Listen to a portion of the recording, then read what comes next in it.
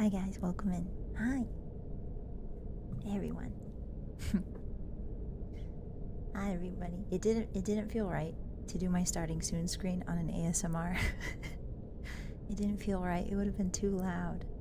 Am I muted? I'm not muted. Shut up. Hi everybody. Hi everyone. Welcome. Happy Thursday. How are we today? Hi. I want to increase volume a little. Okay. That's about as loud. That's about as loud as I can get. Hi everybody. Hi. Welcome in. Hello. Happy Thursday, everyone. We're trying something a little different today. We're going to be doing an ASMR. And I know that there's a certain way that a lot of people expect ASMR from VTubers, but the way that I want to explore today is something called gaming ASMR. Gaming ASMR. So, essentially, it's where I talk really, really soft, and you guys can hear the keyboard clicking and stuff like that. So yeah. Welcome in, everybody. Hi, Mumums. Hi, Mr. Uncle. Hi, Laser. Hi, Paperback. Welcome in. Hi, Rio. Hi, Otto. Hi, Mazel. Hi, Sandy. Hi, Sa. Hi, Cheese. Hi, Capic. Hi, Mumums. Hi, Ta. Hi, Nano. Hi, Hammer. Hi, Airwan. Hi, Soul Striker. Hi, Sid. Hi. Hi, Still. Hi, Ta. Hi, everybody. Welcome in. Hi, Woman. Hi, Ryu. Hi, Chunky. Hi, Ankylosaurus. Hi, Flamdring. Hello, everybody. Hi, Icer. Oh, yeah. It's actually a funny thing. I set the time for the stream to 3, but I didn't realize that it was 3 a.m. I just saw 3. I was so tired when I put the waiting rooms up. I just saw 3 and I clicked on it, but it was 3 a.m. not 3 p.m. So I apologize for that. If you were confused as to why I wasn't streaming 12 hours ago. Sorry. Hi, Flightless. Hi, Hito. Hi, Oso. Welcome in. Hi, Legend. Hi, Kano. Hi, everybody. Hello, old piece of cheese. How you doing, old piece of cheese? Hi, Bran. Hi, Resnick. How are we today? It's good to see everybody. Hello. We had a very comfy ASMR session with other hotties. Oh, good. I am going to be turning this into a video later that will go up on my channel. It'll be a little more condensed in the stream, and it will take out all the parts where I sort of talk to chat. So that it'll be more of a generalist ASMR video. So there's going to be segments in here where I don't read chat, and there's going to be segments where I do read chat. So if you're like, why isn't she reading my message? Don't worry, I'll get to it. I just need to do the ASMR portion because we're recording and streaming. I know, my potato computer is shaking in its boots. Hi, Creamy. Hi, Madeira. Welcome in. Happy Thursday. We noticed that earlier and we thought you fixed it. I did. I fixed it when I woke up, when I realized. Yeah. Hi. Welcome in, everybody. Hi, Board. Hi. Hello. Hello, people. Hi. How are you doing today? Okay. So I've decided we're going to start on the character creation screen. Hello, everybody. My name's Bossymoon. And welcome to Skyrim. We're going to be doing a gaming ASMR today. We're going to be creating a character, and I'm going to take you through Whiterun, the journey to Whiterun. We're going to explore Whiterun together, look around, see what we can find, have some fun. And yeah, my chat's here too. Just ignore them.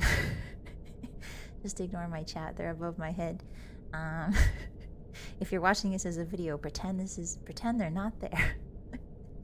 Hi, Mr. Shrek. Welcome in. Hi, Eyes. How long until Bossy breaks character by yelling? I will never yell. I've never yelled in my life. You have no proof. Hi, Nez. Hi, Frederick. Wait, the wolf rhymes with ASMR? I never knew that. It does, actually. You learn something new every day. Greetings, video folks. Yeah, so let's get started. This is the character we're going to play today. I don't think we're going to do a Nord, actually. I don't think I want to do a Nord. My favorite character type in this game, my favorite race to play, is the Bosmer. also known as the Wood Elf. A fun fact you might not know about Wood Elves, but they are cannibals.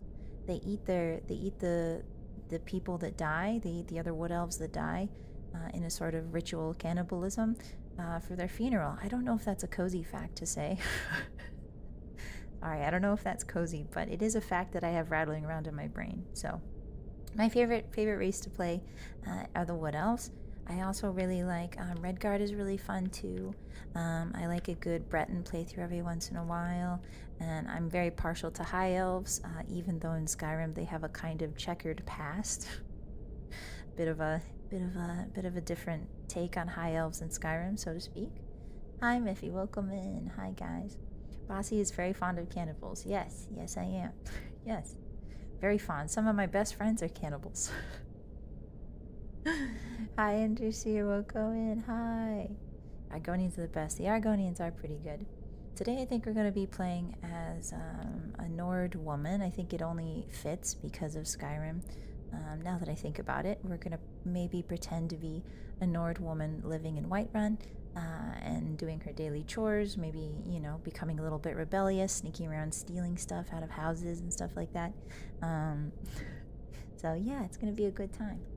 Okay, so let's do Nord. And then I've forgotten how to do the... Oh, it wants my controller. Oh, does it want my controller instead? Yeah, let's see. Give me a second. I think it wants my controller because my controller's plugged in. Okay, so Nord. And we'll make her a lady. And I do like playing guys in video games. I like playing guys in video games, but usually the majority of my playthroughs, about 70%, will be ladies. I don't know why that is. I just think they're a little bit prettier to look at from behind. And not in a weird way. I promise, not in a weird way. This lady's really nice.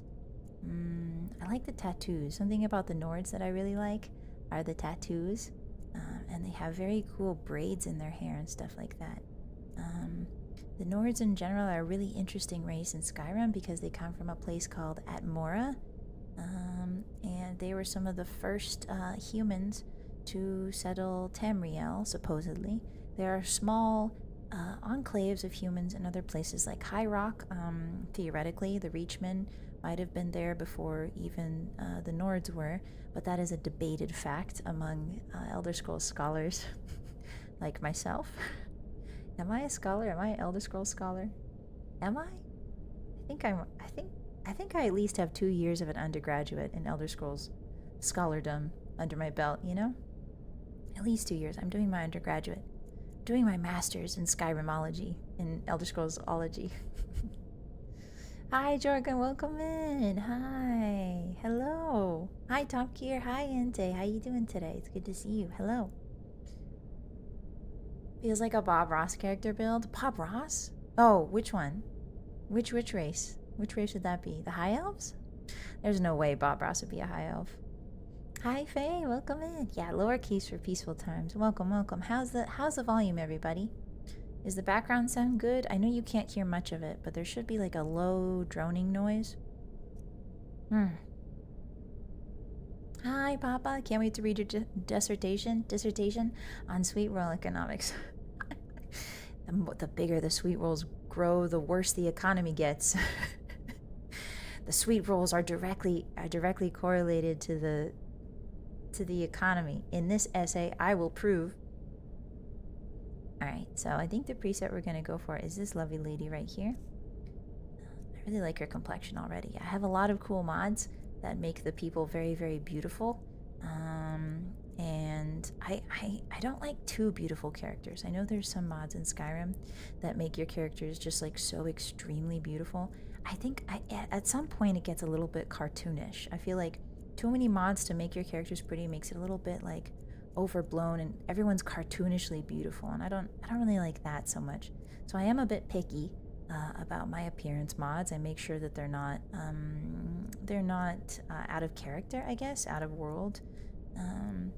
But of course I have saves where, you know, Miku is firing a gun at Godzilla, you know, in Whiterun. Of course I have those mods too, but that's a separate file most of the time. That's my goof and off file, you know. Alright, so the war paint. Yeah, trickle down cheese wheels economics. Hi, hi, Sa, hi. The audio is good? Okay, Roscoe, thank you for letting me know. Hi, Cootie, so hey, boss and chat, hi. Hi, also, yeah, the mod for beautiful women.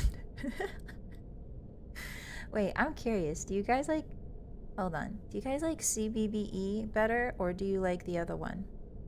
I think the other one's UNP. Which Skyrim body mod do you guys like, CBBE or UNP? I think those are the two, right? I've always been a CBBE fan. In the Fallout games too. The what? Don't worry about it, Mo. The economy got obliterated when the Dragonbar walked into town and consumed the entire stock of cheese, cabbage, carrots, and meat in all Whiterun. Don't make me laugh too hard, Hotties. This is ASMR. Stop being funny. I only know CBB. Okay. There's a UNP too. Body slide. Oh, that's right. You can make your own. I think you can make your own. I got into that at one point. I made my own bodies and body slide. I got really into that back in the day. Okay, so for the war paint, I think we're going to go minimal war paint. I like a Nord lady that has one scar. I think the scar gives her a story. You know, maybe she fought a bear, maybe she fought a troll or something like that. I don't know if she needs war paint. I really like the scar, so we're going to go with that. I'm not going to mess too much with the face. I'm pretty well known for making horrific creatures in Todd Howard's character creation engines. So today I'm just going to sort of focus on maybe a normal person, perhaps. So let's go for that. I like her face as is. What I do want to change, however, is the hair. And we do have an absolute crap ton of hairs, a lot of anime hairs. If you ever want to be in a Chinese sea drama in Skyrim, some of these hairs are pretty wacky. I do like this. I'm liking the short hair a little bit. Let's see if we can find something shorter that's a little less soft looking. There's a lot of braids. Ooh, this is nice. This is nice. I like this a lot. Ooh, I like that. Ooh, sorry, that was a little too loud. I got excited. I like this a lot. Something like that. Oh my goodness. Look at her. Look at her beautiful. She looks like she's about to go to war for her shogun. Very samurai hairstyle. Oh, I like this. I don't know if I like the over the eye though. I think the over the eye is a little bit too rock band. Oh, that's cute. Oh, this is cute too. Alright, let's go with this one. I think that's good for now. So, the character name is going to be... let's do like a simple Nord name. Like Alyssa. Alyssa Snowshoe. No, that's a little too on the nose. Alyssa Ice Cracker. Nope. Alyssa Ice Maiden. Ooh, that's pretty good. Oh, I kind of like that. Alyssa Snowpiercer. Alright. Hi, T-Mike. Welcome in. Are you announcing golf now? Hi, Spinach. No, I'm doing ASMR. Welcome in. Hi, Shardley. Have you come down from the high yet? Yeah, I have, but I'm still really excited to play more Oblivion with you guys. Hi, Far. Yeah, L'Oreal level of hairstyles. There's a lot of them. Okay, so. Okay, so. We're here in an alternate starting dungeon. This may look a little different from the wagon that you're used to. That's because I have installed a mod that starts us in a small jail cell rather than the entire intro of Skyrim. And this way we can sort of bypass it and get right into where we want to go. Approach, my child, and choose where your new life shall begin. Okay, so we're going to go for Whiterun. And let me see if I can remember where Whiterun... Which inn are you a patron Which of? one of these options will drop us in Whiterun? I think it's, if I'm not wrong, I think it might be the Bannered Mare. Even the lowest among us can rise to greatness. So we're going to start our game in Whiterun, which is a little unorthodox. In the original game, you're supposed to go to Whiterun. You're supposed to travel there. After a dragon attack. Let me know if you want anything. I think I got a good mug around here somewhere. Okay, let me do something real quick, Hotties. Janica Blood Frenzy. Ooh, that's not bad. You guys are good at coming up with names. I'm going to turn the music off. Okay, it's already off. Good. Sometimes the music gets me copyright struck. For some reason. I don't know why.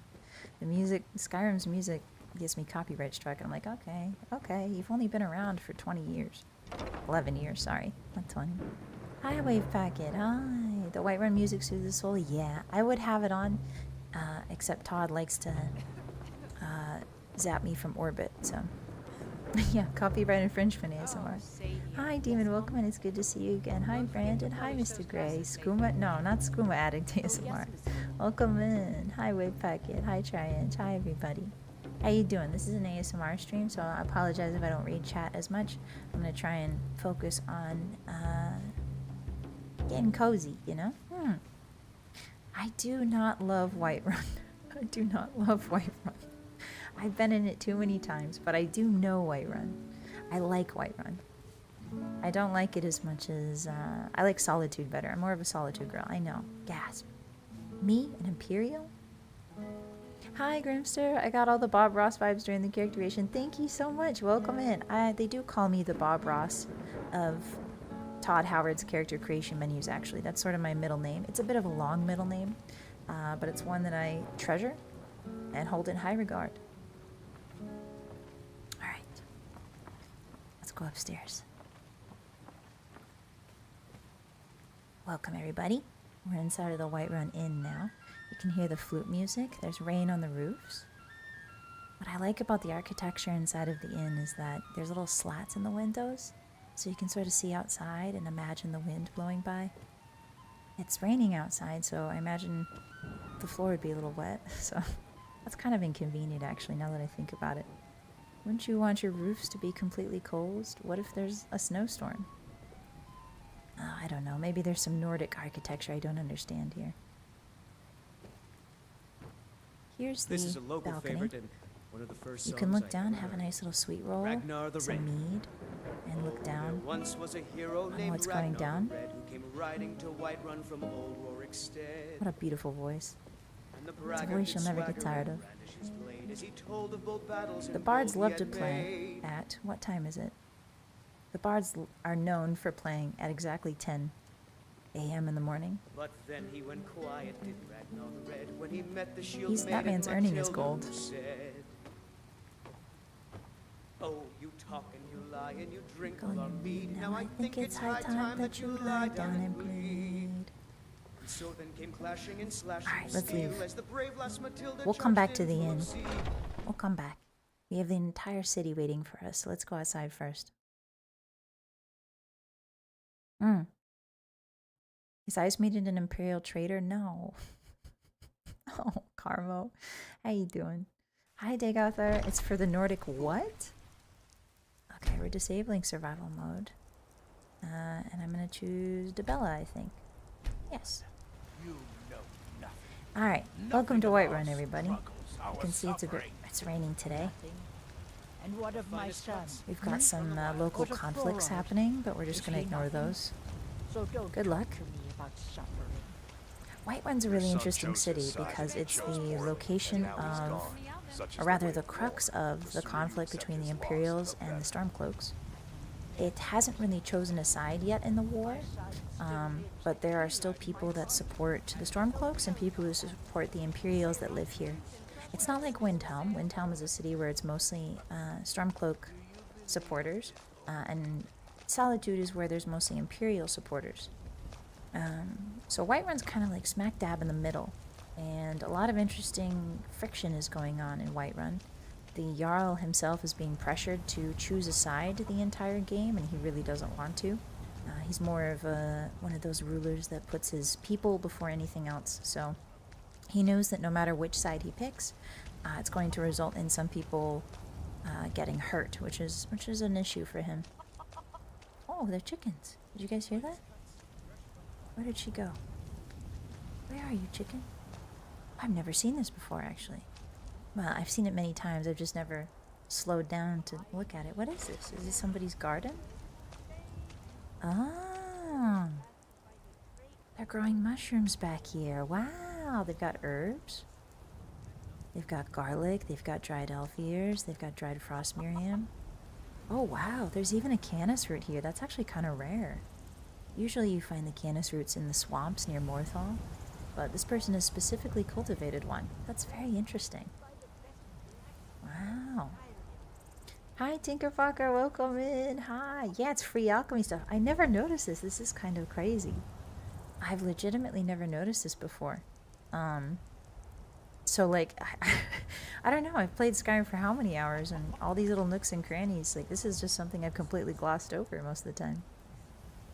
I like the mods that make the town seem more lived in. Yeah, that's a good one, Niz. I like that one. Imagine a new viewer who thinks this is normal bossy. No, they're not. I labeled it ASMR specifically so people know that this isn't normal bossy. Make sure you guys have water, okay? Make sure you're hydrating. Yeah. Alright, I think I'm gonna move my mic a little bit, so I hope it doesn't blast your ears out. There we go. So now I can look a little more like this. So, we've got all kinds of mushrooms here. All kinds of mushrooms. Wow. All kinds of plants here. This person must be a really good herbalist. Whose house is this? Shall we go see? Ooh, the ground is very wet and squelchy because it's raining outside. That's a good touch. I can feel the mud on my boots. Can you guys? Right. Oh, it's Arcadia's shop. That makes sense. This is the back door of Arcadia's shop. If you don't know Arcadia, she is the town alchemist, and she's very good at her job. Hello. I sell cures for all Oh, sorry. I'm ills, moving and my I'll be mic. happy to serve you. Hi. I came in through your back door. Does that scare you? Are you okay with that? Should I use the front door next time? Sorry, I was just admiring your Rather garden. Pale. Could be ataxia. I'm just a It's Nord. quite a problem back home in Cyrodiil. No, I'm just a Nord. It's not that I'm pale. It's not that I'm sick. It's just I'm a Nord. Pardon me, but do I detect a case of the rattles? I've got something for that. I think she's trying to web MD me into buying a bunch of her potions. I have several elixirs for sale. I know, they're beautiful. I like what you've done with the place. Let's take a look at Maybe your a hardy potions. Nord like you doesn't need a cure-all, huh? Yes, I'm What pretty about an healthy. invisibility potion? Oh, that would be really nice. So I also have a mod that... I sell cures for all ills. Yes, and thank I'll you. be happy to serve you. Thank you. I'm gonna shop on my own over here now, if that's okay. I don't need any help. You think she'll take the hint? I have a mod that makes all of the potions look really, really beautiful. So as you can see here, if we get really close, you can sort of see in the stamina. I can help you with, you have but to ask. You can see in the stamina potion that the green is sort of flowing upwards. Isn't it beautiful? It's really nice. I really like this mod. I think you can see it better on the red potions. Oh, there's a white one. Let's get on the counter. I know she won't like this, but we're going to get on the counter and look at it together. Aha, now I'm the shopkeep. I'm not going to steal it. I just want to look at it. Put that down. Oh, sorry. I sell cures for all ills, and I'll be happy to serve you. Put it back on the counter. There we go. Oops. Yeah, now I can see it a little bit better. You can see how it looks kind of cloudy. It's like almost like living snow in there. It's really neat. Ah, it's a potion of feather, I see. Hello. Don't even think about it. Oh, okay. Don't need to get so hostile, man. I was just looking at your lovely potions. Ah, these red ones are cool. Wow. Can I hold it up to the light? Oh, they have interesting liquid physics when turned upside down. Must be the magic in them. There we go. Beautiful. Alright, well, thank you very much. I appreciate you. You'll find tonics, Actually, there's something we can do to make this a little bit more immersive. herbs, And that is take away the UI. Oh, except I can't see to save. Browse to your heart's content. What if I quick save? There we go. Okay. Theoretically, I've quick saved. Okay. Here's the alchemy bench. we interact with it, I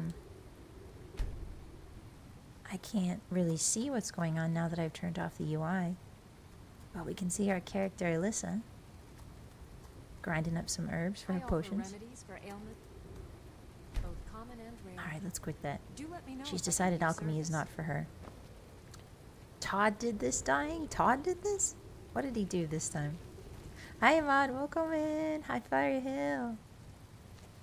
Yes, we're very cozy today. She keeps telling me I have ataxia. Hi Rapscallion! Arcadia's back door, you say. Don't get any ideas. Be nice. Alright, so we're leaving now. I think we can grab some of these flowers. These are dragon tongues, and this is a nightshade right here. You can tell by the purple hue. Purple is one of my favorite colors. Blue and purple. And red. I like those rich, dark, deep colors, you know? Here's some cotton. Here's some tundra cotton, they call it. Let's see what other... Oops. Let's see what other little flowers I can find. We've got pink mountain flower, purple mountain flower, blue mountain flower. Just laying around out here, huh? Oh, that reminds me. Excuse me, Mr. Clark. I forgot. We need to harvest all this stuff. Let's get down low into the dirt. I bet with how many chickens there are in Whiterun, they probably use the chicken manure to fertilize these things. I would say. I think chicken manure is good for plants. I know that rabbit manure is really good for plants, believe it or not. Ooh, we'll grab some of that hanging moss. Oh, it looks like the moss is growing on the pillar too. Look at that. Gotta take better care of your house, Arcadia. Let's get some Jasby grapes. Get some frost Miriam. You speak up, I can't hear you, I'm old. Hi, Mommy, welcome in. Hello. I'm sorry, you have to turn it up. It's ASMR, guys. Come on. It's ASMR. No, pea is not good fertilizer. Hi, Ethan. Hi. Using a mortar and pestle gets old quickly. Yeah, it sure does. How you guys doing? Hi, Hornet. Potion of feathers makes you sprout feathers. Doesn't do anything, but makes for cool fashion. Oh, that would be a cool potion. I would like that. There's a lot of potions like that in D&D that do random stuff to you. In Skyrim, not so much. There's not potions to really change your appearance. There's potions to make you invisible. But I don't remember potions to change your appearance in Skyrim, you know? No, I'm not gonna do piss piss piss. Don't make me laugh, Hotties. This is ASMR. I can't start cackling. Alright, let's grab some of these mushrooms. I believe these are Mora tapanella. Get some blue mountain flowers here, more jasby. Ooh, some garlic. Do you guys like garlic in your food? I do. I like garlic in my pasta. It's one of the places I like garlic the most. Pasta and on steak.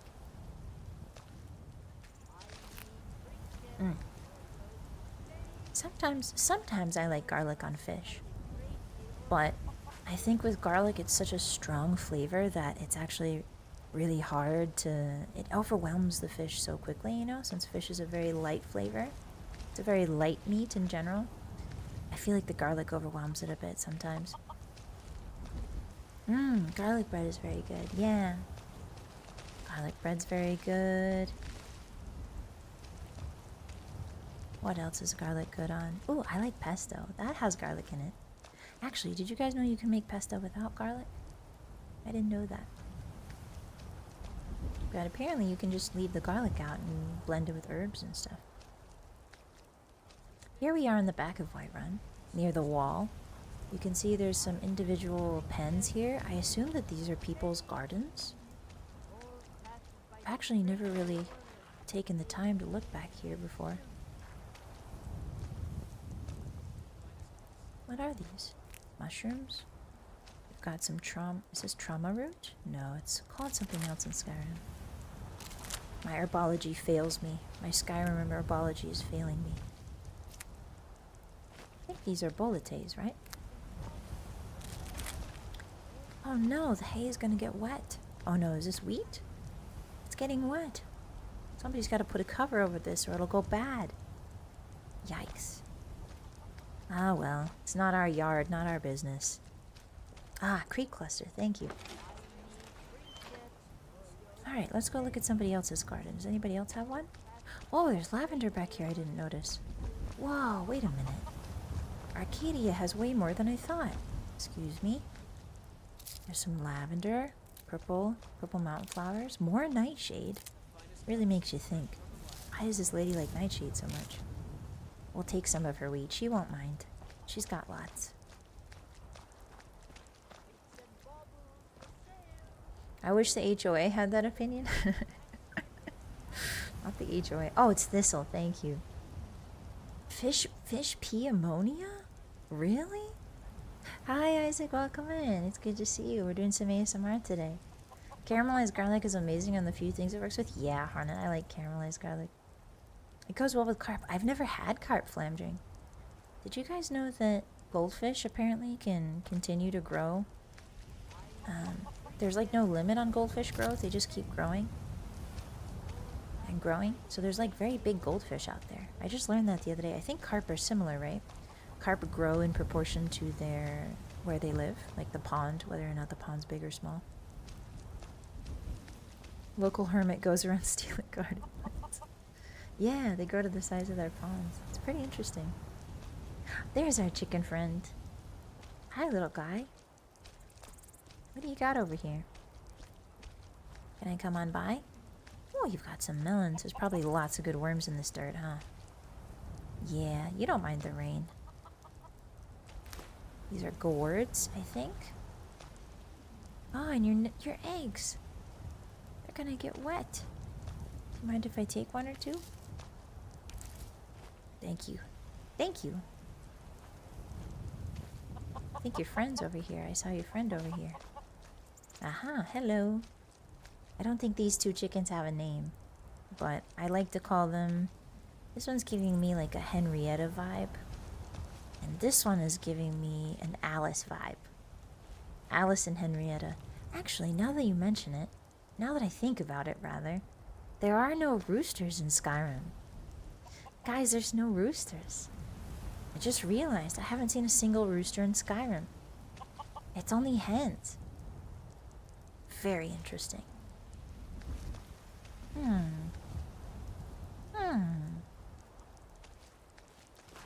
Alright, where are we going next?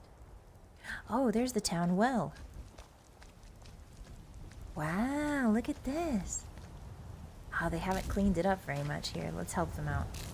I'll take some of the moss and try and clean it up. It looks really cool down there. I want to see if I can jump on it, maybe? And look down. Oh, there's nothing there. Oh, no, maybe that's supposed to be water. I think that's supposed to be water, that darkness. That's swallowing up the rope right there. In survival mode, you can grab water from these wells and drink it. It's pretty cool. Water is very heavy, just like real life. If you take water from the well, it's very heavy. It takes a lot of inventory space up. Yeah, this must be where everybody gets their water. No wonder the path is so well trodden. Look at this path. Very well trodden. Everybody get it? Well? Well trodden? Because there's a... Alright, I'll stop. No being funny during ASMR. This is very cool. I wonder how many secret trysts happen here. I wonder if all the teenagers in this town are like, meet me at the well at 3 a.m. so we can make out. Good one, Bossy. Thank you. Good one, boss. Good one. Thank you. Thank you. Can we call a goat Herbert? I had a goat called Herbert. Oh, that's cute, Mommy. I like that. Yeah, there's no roosters in Skyrim, Spinach. It's a very full well too. Yeah. Either that's supposed to represent darkness or like the water coming up, but in a well the water is supposed to be very far down because it's groundwater. So I don't know. I don't know about the accuracy of this one, but that's okay.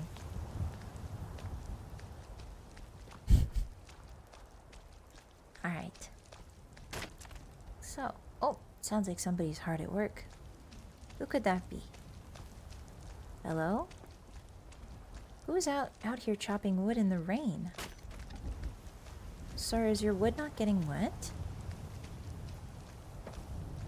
Oh, I see you're chopping it under the... Oh no, the roof doesn't even extend that far, sir. At least he's got a hood and a cape on. Hello.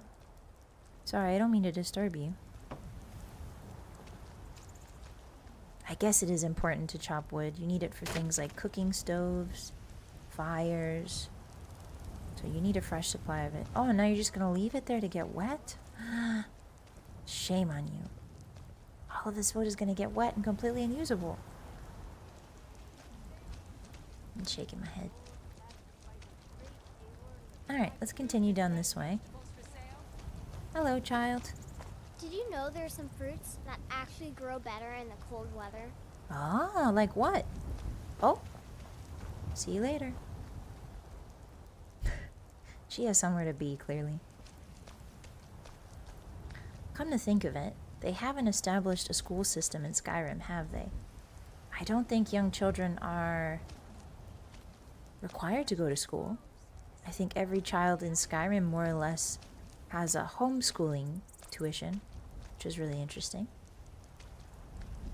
Maybe in some places in Cyrodiil, some places in the Imperial Heartland might have organized schools for children.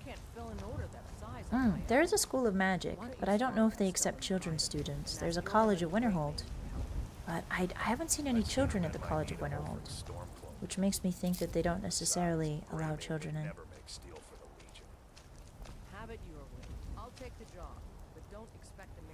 This is interesting.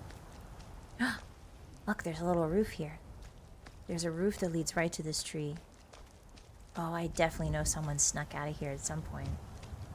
This is perfect for sneaking out and going to the well at 3 a.m. The narrative that I'm crafting here. The fan fiction I'm crafting here. This, I believe, is the blacksmith's house. Most people in Skyrim have a shop. If they do have a shop, that shop is also their home. Oh, I've never noticed this. Oh, there's a locked door here with swords and axes and shields. I guess they had a problem with thievery, so they put bars over it. That makes sense. It's interesting. I played this game so many times, but I've never seen things like that. Oh, there's more bars. Oh. Oh, this is, you know what? I just realized, guys. This is the mod. This is not vanilla. This is a mod. I see. This is the mod I downloaded today. Sorry, it's not vanilla. I wanted to make the city look really pretty for you guys, so I downloaded a mod. Still, it's a little funny that the mod included bars over these pieces right here. So you couldn't have them right away. Anyway, here's the blacksmith. Here's the forge. Her name is... oh, I forget. It's something beautiful, though, and it starts with an A. She's an Imperial. The Imperials are known to be pretty good smiths. I would say that the Imperials and the Orcs are the two best... I think they're the two best smiths. It's safe to say that they're a race that is known for their smithing traditions. The Imperials use their smithing traditions and their smithing knowledge to outfit their Imperial legions. And the Imperial Legion is currently, in this timeline, the most powerful army that there is, on Cyrodiil at least, the continent of Tamriel. They're very well, they're outfitted, very well outfitted, well trained, and they move under the Emperor's command. We've got a cool anvil here. This is where you, if you played Skyrim, you know that this is where you come to level up your blacksmithing. You make a bunch of daggers. Crafting a bunch of daggers gets you a pretty high blacksmith rating, which is really fun. Oh, what does she have here? Oh, sorry about that. What was that noise? Sorry about that. Sometimes my microphone goes... I need a new one. Anyway. Hi, little bull. Welcome in. Hi, Hiro. Are you sleeping already? Yeah, the mods look good, don't they? Hi, Charlie. Except the Thalmor. The Thalmor do not have a very large army. The Thalmor are not very large in comparison to the Imperials. High Elves have a very low fertility rate on average, which means that the amount of soldiers that the Thalmor have available are quite limited compared to the Imperials, who have no problem reproducing. So the Imperial army is just larger. I guess magic is a bit difficult to accurately portray the power level of an army of magicians versus an army of soldiers. I would be interested in seeing if I could quantify that. But the Imperial army is something that even the Thalmor fear to some extent, which is why they've tried to infiltrate the Empire through bureaucracy rather than fighting the Imperial army head on. They don't cheat with magic. Hi, Starsky, hi. Hey, Nathan, welcome in. It's good to see you again. How you doing? The Thalmor are very small but elite and cunning. Yes. Hi, Foxtrot. Hi. Craft hundreds of iron daggers, go up to the castle to enchant them. I can't imagine how much time I've wasted. Fun I've had doing that. Yeah, this is a pretty nostalgic place for a lot of people.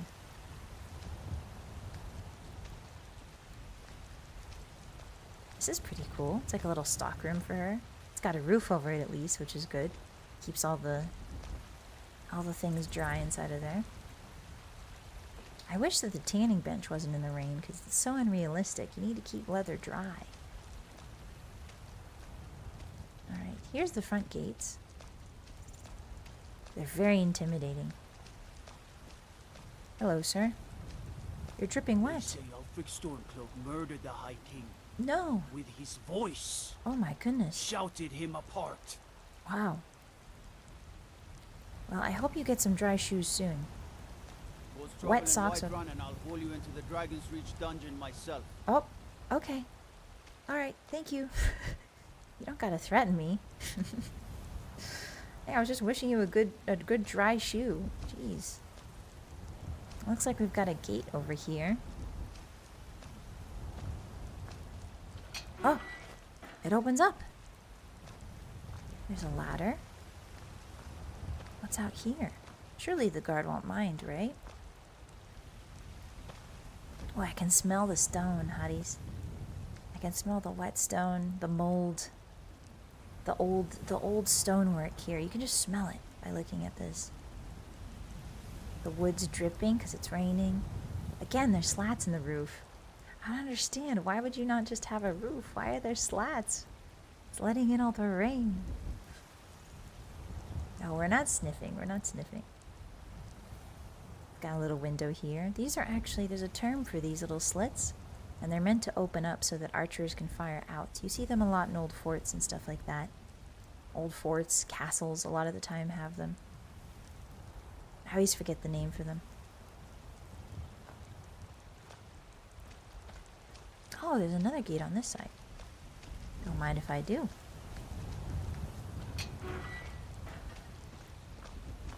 Oh, there's another one. Look. I guess you do have to fire... Wow, this isn't very good. You have a barrel in the way. How are the archers... There's a dragon out there, guys. How are the archers going to get to their arrow slit if there's a barrel in the way?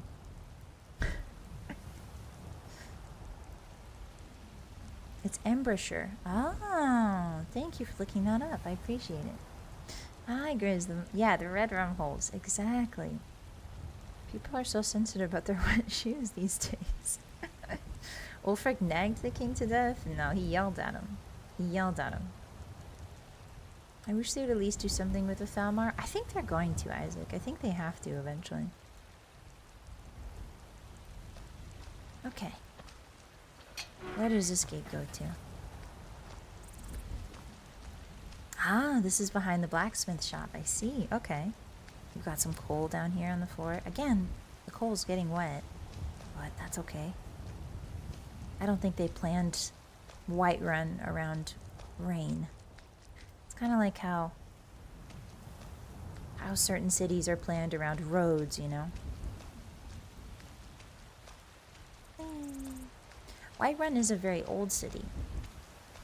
It's not one of the oldest. Skyrim was the first major area to be settled by the humans. It wasn't the only area settled by humans, but it was a very large, the influx of humans, you might say, began in Skyrim. And they came from the north, from a continent called Atmora, and they settled on, well, they landed on the northern shores of Skyrim, which means that the oldest settlements are probably on the northern part of Skyrim. It's probably more north. Whiterun itself is in the center of Skyrim. It's in what they call the lowlands, the grasslands. There's a word for this area. Interestingly enough, the elves who were here in Skyrim before the men came, the elves who had settled this place previously, they did not inhabit the lowlands, the center of Skyrim, because they were superstitious. The snow elves avoided the center of Skyrim entirely, and in fact they made their settlement sort of surrounding the valley that we are in currently, and they refused to build cities here. We're not entirely sure why. There's a couple different monuments that hint that they were made before the snow elves, and therefore the snow elves worship them as sort of an ancestor site of sorts. So Whiterun was actually the first city to be built within the valley, because the elves did not settle it. The elves believed this place to be sacred. I think it's called Plains, yeah. Giants and mammoths might have a part to play in that. That's true. The giants and the mammoths probably discouraged the elves, but there's also anecdotal evidence that some of the larger monuments in the heartland of Skyrim were religious and or predate the snow elves. Yes, the Skyforge. Yes. Yes, welcome in, guys. It's the Skyforge. Yeah. And we'll go show you guys that in a second. Let's look out the window here. You can see the fog sweeping over the plains. Wow. There's the mountains. It's beautiful. It's very soothing. I think what I might do, actually. Give me a second. Oop. I'm going to fiddle with something here, ASMR-wise. I'm going to turn down the voices. And I'm going to turn up the game sound so that you can hear it better. Forgive me, this is my first ever gameplay ASMR. This is my first live ASMR. Let's see if that's tolerable. Shall we?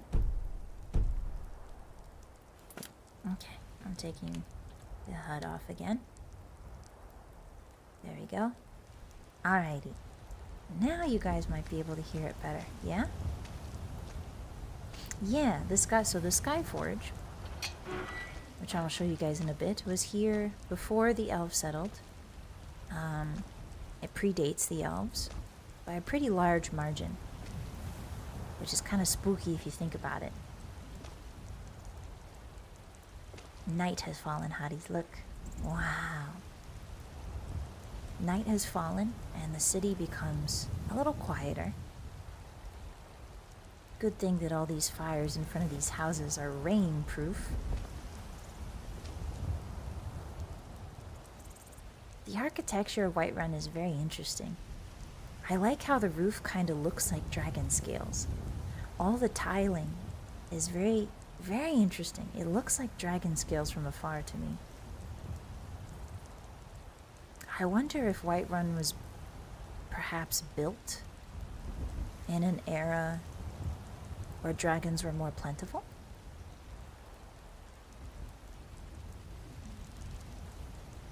There's no moon tonight. Clouds are heavy in the sky. Oh, there he is. I misspoke. Master and Zakunda are right up there. Well, just Master today. I think, no, Master's the small one. Sekunda's the big one. I can't see Master at all. It might be on the other side. Alright, let's get back down.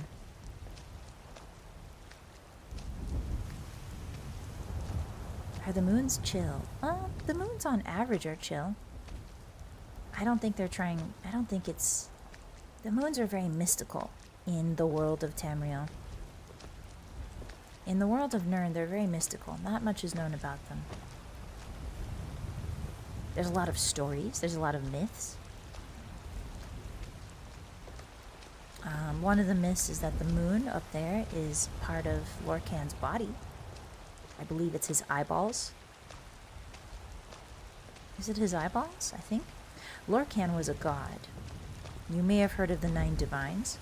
Lorkhan used to be the 9th divine until he was killed by the other gods, and his body parts were flung all across Mundus, which is what... Oh, there's Sekunda. Or there's Master. Why is it so far away? What are you doing over there, little guy? It does look like a bit like Mars. Yeah. It's very red.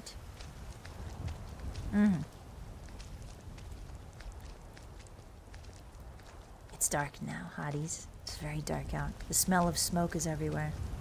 These large braziers, they're very warm. They provide warmth. And the smoke goes high into the sky. The light of Whiterun can be seen for miles.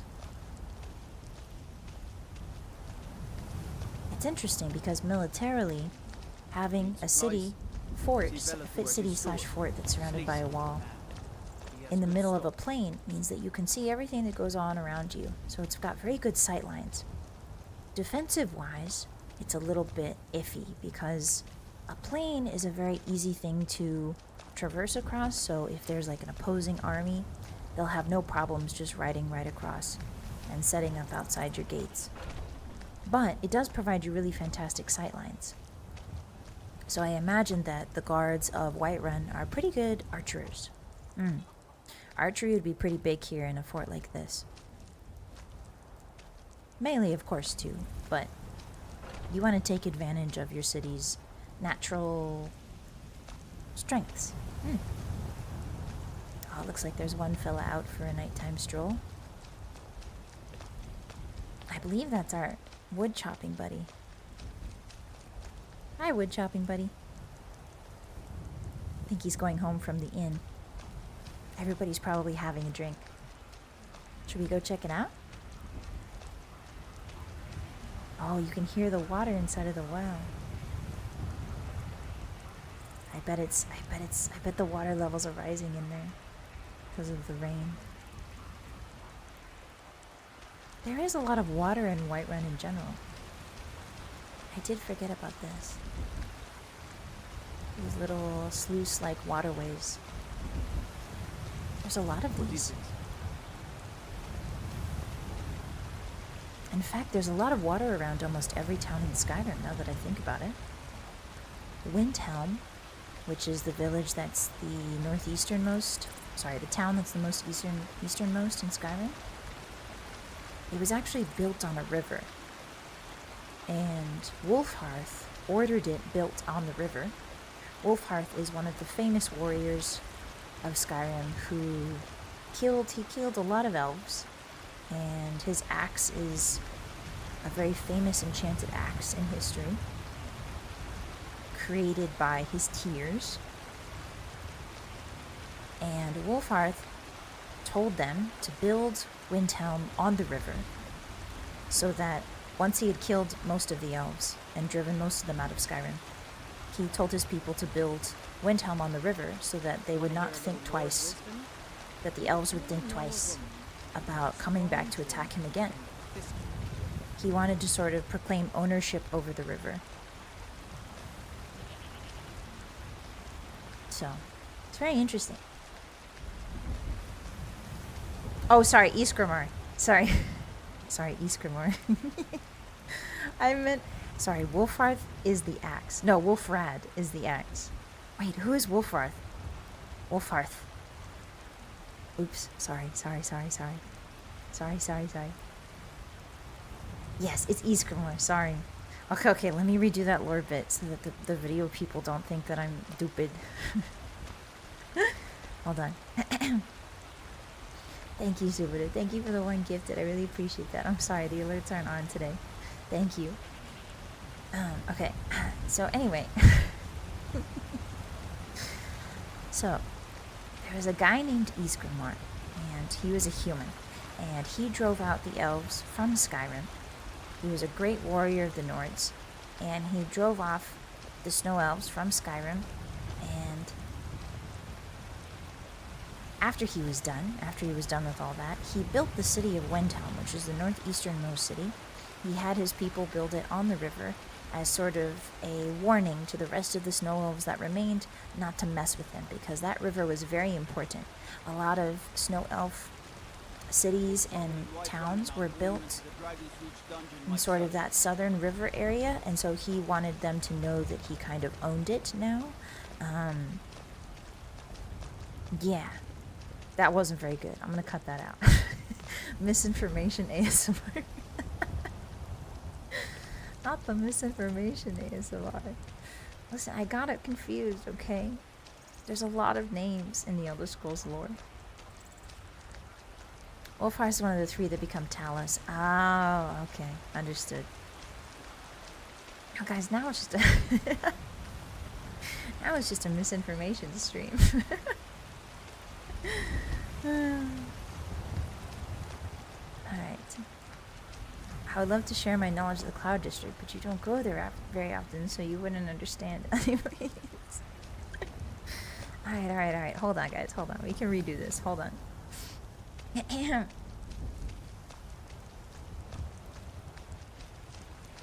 Hold on. There's a lot of water in the city of Whiterun, now that I think about it. Almost every city in Skyrim has a lot of water. Solitude was actually built over a river that leads to the ocean. Morthal is quite literally built over a swamp, which is a lot of water. And Windhelm, which is the northeasternmost city in Skyrim, was built over a river. A cool fact about Windhelm is that it was built by a man named Ysgramor. He was one of the very first humans to settle Skyrim. And before he could settle it, he was very mad at the snow elves for a lot of really complicated historical reasons. And so he killed a lot of snow elves. And when he was done, he ordered his people to build the city of Windhelm over the river, because the river was very important to the snow elves. They mostly lived along that river. Not exclusively, but that river was the site of a lot of settlements. And so he built Windhelm over the river because he wanted the snow elves to know that he had dominance over Skyrim now. Like, it was the age of the humans rather than the age of the elves. Oh, that's right. The snow elves. That's right. Thank you, Hotties. I have to pretend like I knew that. Ysgramor forced, actually, I got it wrong. Ysgramor's people did not necessarily build Windhelm. The snow elves built Windhelm. He forced all the people he had captured as prisoners of war, all of the elves he had captured as prisoners of war, he forced them to build the city of Windhelm. That's quite sad, really. So if you go to Windhelm, just know that almost everything that was there was built by the snow elves. Hi, Coco. Welcome in. Hi. Thank you for the raid. I appreciate you. We're doing ASMR Skyrim. Hi. Hi, everybody. Hello. I was getting my lore wrong.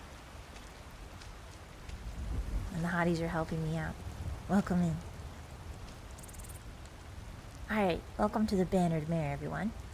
This is the inn, the tavern, the inn and the tavern in Whiterun.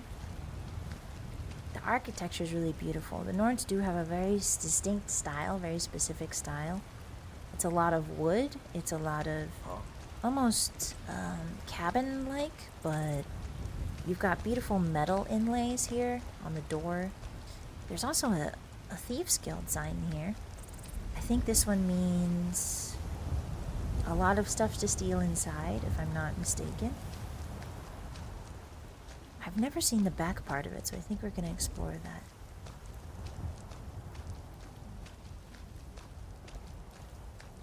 Ah, there's a goat. Hey, little guy. Hey, little guy. How you doing? Oh, there's two of them. You can hear their bell tinkling. You guys get fed today, or are you just eating dinner? Oh, here's another good example of the Nordic architecture. They really like geometric patterns on top of wood, and I think it's a really nice look. I also like the crisscross windows. These are very neat.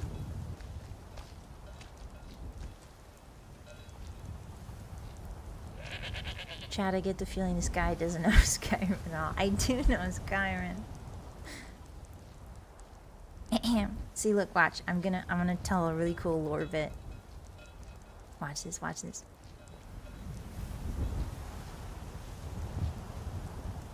Alright, I had to cough.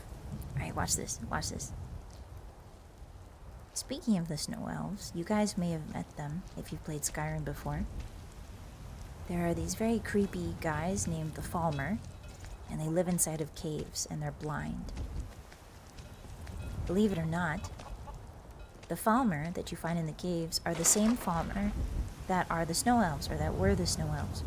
Fall means snow or ice, and Mer means elf. The Falmer were literally snow elves. They are literally snow elves. But they were twisted. Twisted and betrayed by the Dwemer, who are the dwarves. But that's a story for another time.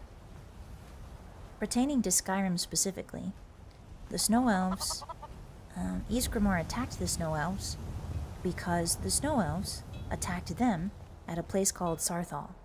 Sarthal was a Snow Elf city, I believe. No, it was a human city. So it was a human city. Oh, it was the ruins of a Snow Elf city, but the humans took it over, I think. And either that or the humans built it. I can't quite remember. One of the two.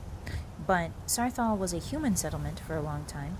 And they found something. While the humans were living there, they found something underneath Sarthal. Oh, hello, child. Hi there. Hi. Have a good day. Stay warm, okay? She's probably going to tend to the goats. Oftentimes, livestock duties were assigned to children in medieval times. So her job is probably taking care of the goats. Or sleeping.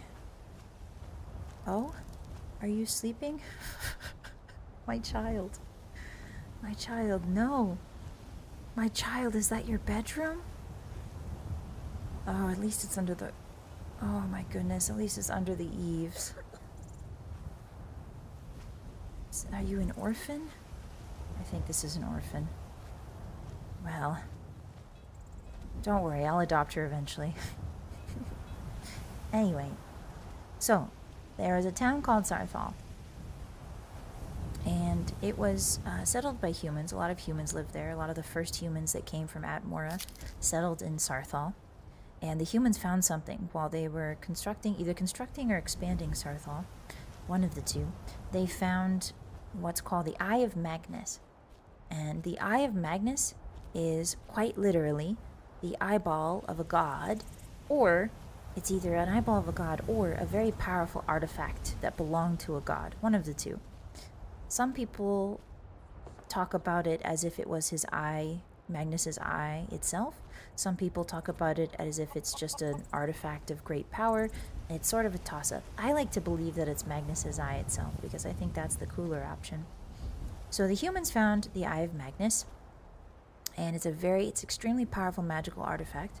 Magnus himself is the god of magic, and believe it or not, his other eye is the sun. Well, is it his other eye that's the sun? I think in the lore, Magnus's eye gets thrown up into the sky at some point, and it punches a hole through Aetherius, which is, or it punches a hole through Mundus, which is our realm, into Aetherius. which is the gods' realm. So the people of Tamriel believe that the sun is a hole through which you can see heaven. So the light that comes out of it is from heaven. So a lot of people refer to the sun as Magnus, which is really interesting. But in Saarthal, going back to Saarthal, sorry, getting a little distracted. Going back to Saarthal, the humans found a very powerful magical artifact called the Eye of Magnus.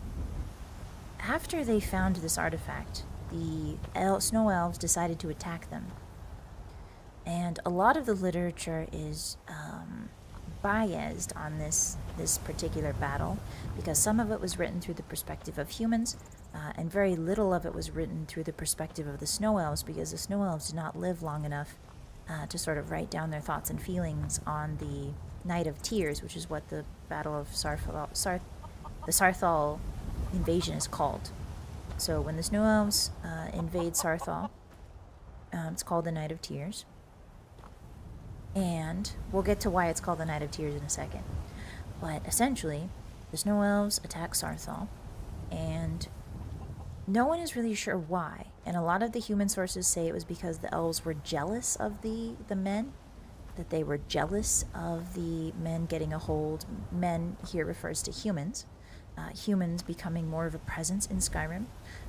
They were jealous of the humans taking over Saarthal. But I don't think it's that simple.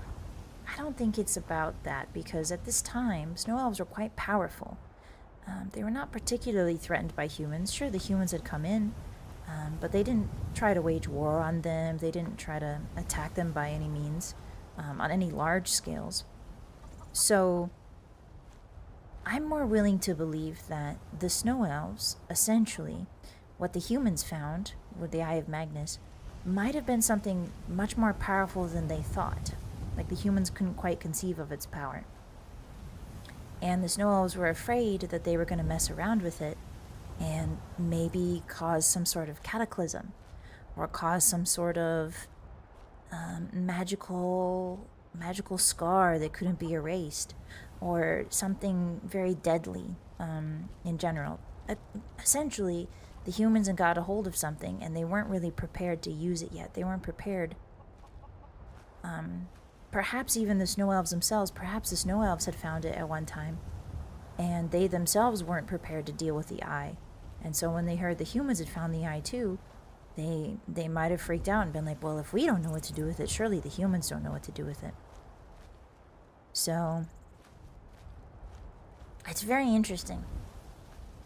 Basically, I think the snow elves attacked Saarthal because they were scared that the humans were gonna blow up Skyrim with the Eye of Magnus.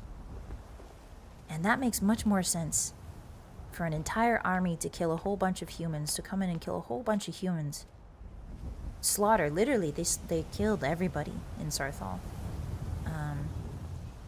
To try and get that, to try and do what? Question mark. To wipe out the humans? No, it makes much more sense that they were trying to get to the eye. Let's grab some cotton here. Wow! Sorry, I didn't mean to be loud. Look at Secunda. Look how big it is. Is that the throat of the world? I think so. I think that's the Greybeards up there. Hi, Greybeards. The sun is where Magnus left into Aetherius, and the stars at night is his followers. Oh, interesting, Night. Hi, Rabbit. Welcome in. This reminds me of those ASMR videos walking through Fallout City streets for hours. We also get a tour guide. Yeah. Hi, Rabbit. I'm just walking around here getting a lot of lore wrong. How you doing? Hi, Grimster. You have a question? What's up? Ask your question. Hi, Beagle. I can't stop saying over in Cumbies. Have I infected you, Beagle? Have I infected you with my lexicon, my powerful lexicon of nicknames for words that don't need nicknames? The goats of the what, Carmel? Speaking of I, what's the deal with the Sijic Order? Oh, the Sijic Order. That's a good one, Francis. The Sijic Order is a bunch of Jedis, to put it simply. Mages, mage Jedis, that live outside of time. And they try to make sure that the quote-unquote correct timeline happens, whatever that means. They've removed themselves from time and they live somewhere, we don't know where, probably in another dimension. And they try to make sure that very powerful artifacts like the Eye of Magnus don't get misused. In fact, I don't think it's a far stretch to say that if we go by the logic that the Psijic Order can travel through time willy-nilly, I don't think it's a far stretch to say that maybe the Psijic Order were the ones that convinced the Snow Elves to attack the humans at Sarthal. I don't think that's a far stretch. So, just something to consider. Anyway, I got off on the lore again, guys. I was going to show you around. I got too into the lore. Let's back it up. Let's back it up. The market in the evening at Whiterun is so pretty. Look at this. Look how pretty it is. It's so quiet too. It's very different from the daytime. We've got the vegetable stand. It's nice of her to leave all her vegetables out in the open overnight. Very trusting. I suppose this man over here can see everything, so. There's also the huntsman's stall. He's got a lot of meat here. This is some deer, some beef. He's also got fish hanging. I guess having a meat stand in Skyrim's probably good because you don't need that much refrigeration, right? Skyrim itself is very, very cold, so I imagine that this meat stays good for much longer than it normally would elsewhere. We've also got the jewelry stand. I think she also sells weapons and stuff, it looks like. Ooh, got some nice jewels. We don't need that though. We're a simple woman. We don't want big fancy jewelry. It'll just slow us down.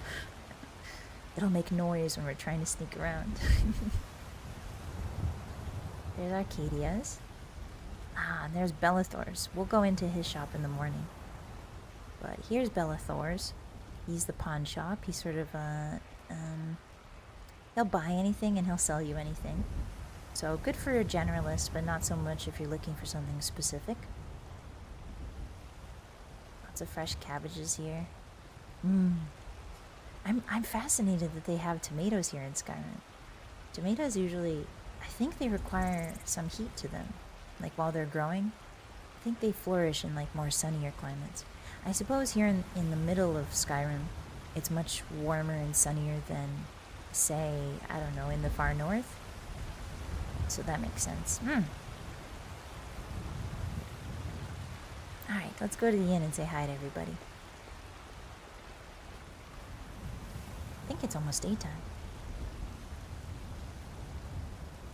Come on. We got warm food, warm drinks, and warm beds. Yeah, look, there's nobody here. The bard's gone to bed. The usual patrons have gone to bed. We're coming in at a very late hour. I enjoy this work well enough, but I'm ready to retire. Oh, I've already? been thinking of selling the inn to Isolda. Anyway, what do you need? Nothing much. Don't worry about me.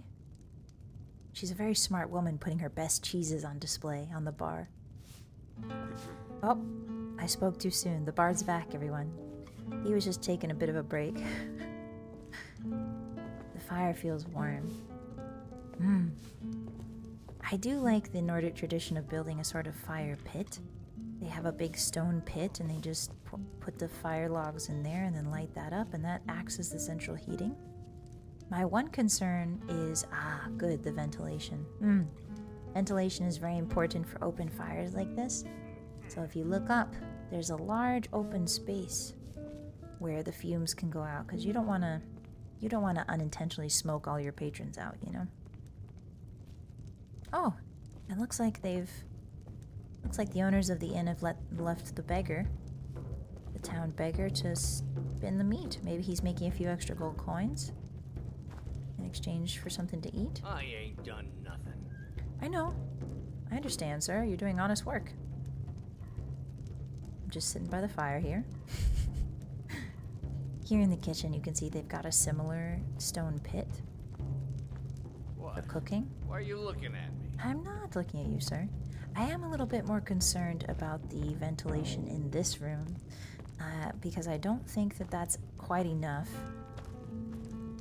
I don't think a bunch of spaces between the floorboards is enough ventilation, to be honest with you. But, you know, it's probably very smoky in this kitchen. Probably smells like smoke all the time.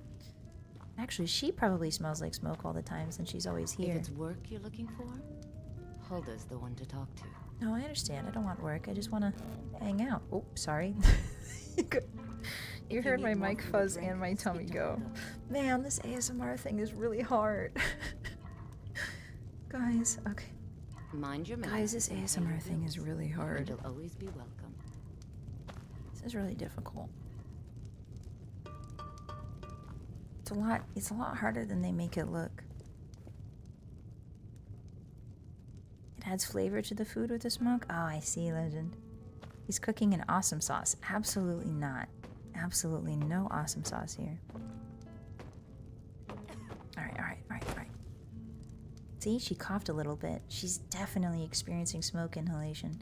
This can't be good. This can't be good for our employees, guys. This poor lady. I hope when she sells the inn.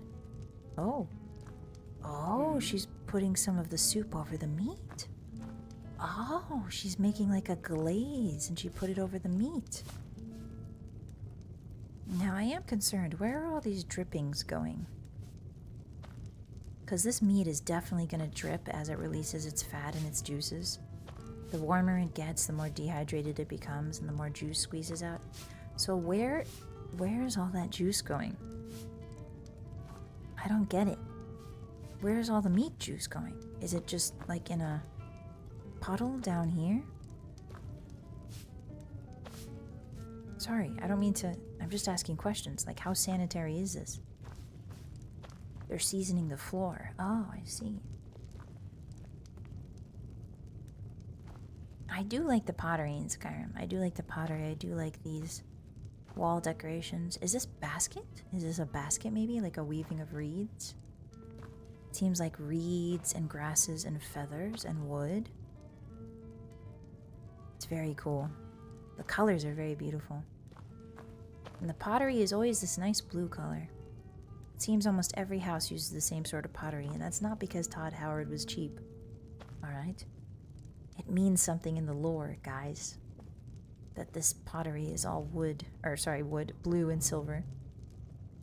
Can I pick up a cup? Oh, I can. Just gotta empty it out a little bit. Maybe pour myself some wine.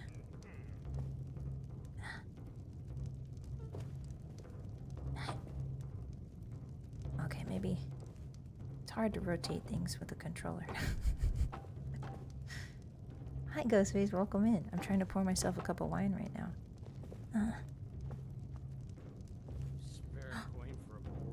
Oh, well, that'll have to do. Maybe I'll just pour myself some wine into this one. There we go. Bit of Alto wine in my cup. Now I'll take a little sippy. Bottoms up.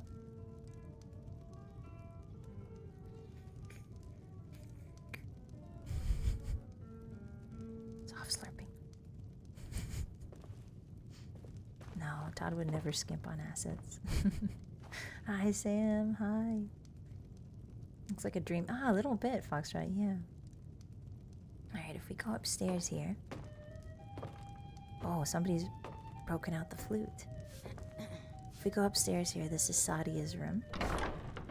She lives here and she works at the inn. I'm sure she won't mind if we go inside her room for a bit. Oh, she's got an extra pair of shoes. A very smart lady. Especially if you're a lady that works at the meat spit all day. Where there's no trough beneath the meat spit. So that all of the juices are getting on your feet. I can see why she has an extra pair of shoes. She's got a lute in here, so I imagine she's some sort of musician. It's a very modest accommodation, but it's quite cozy. She's a red guard, so she's used to a lot warmer temperatures. Oh no, this is Sadia's room, isn't it? I don't know whose room that is. It could be the owner's.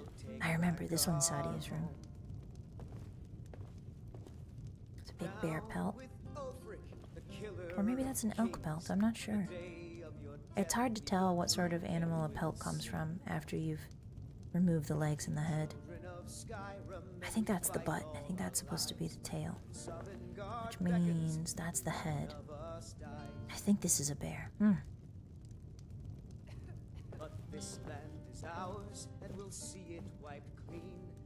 She's got a basin to wash her face in. It's got a little drain at the bottom there, but I don't see any pot below it.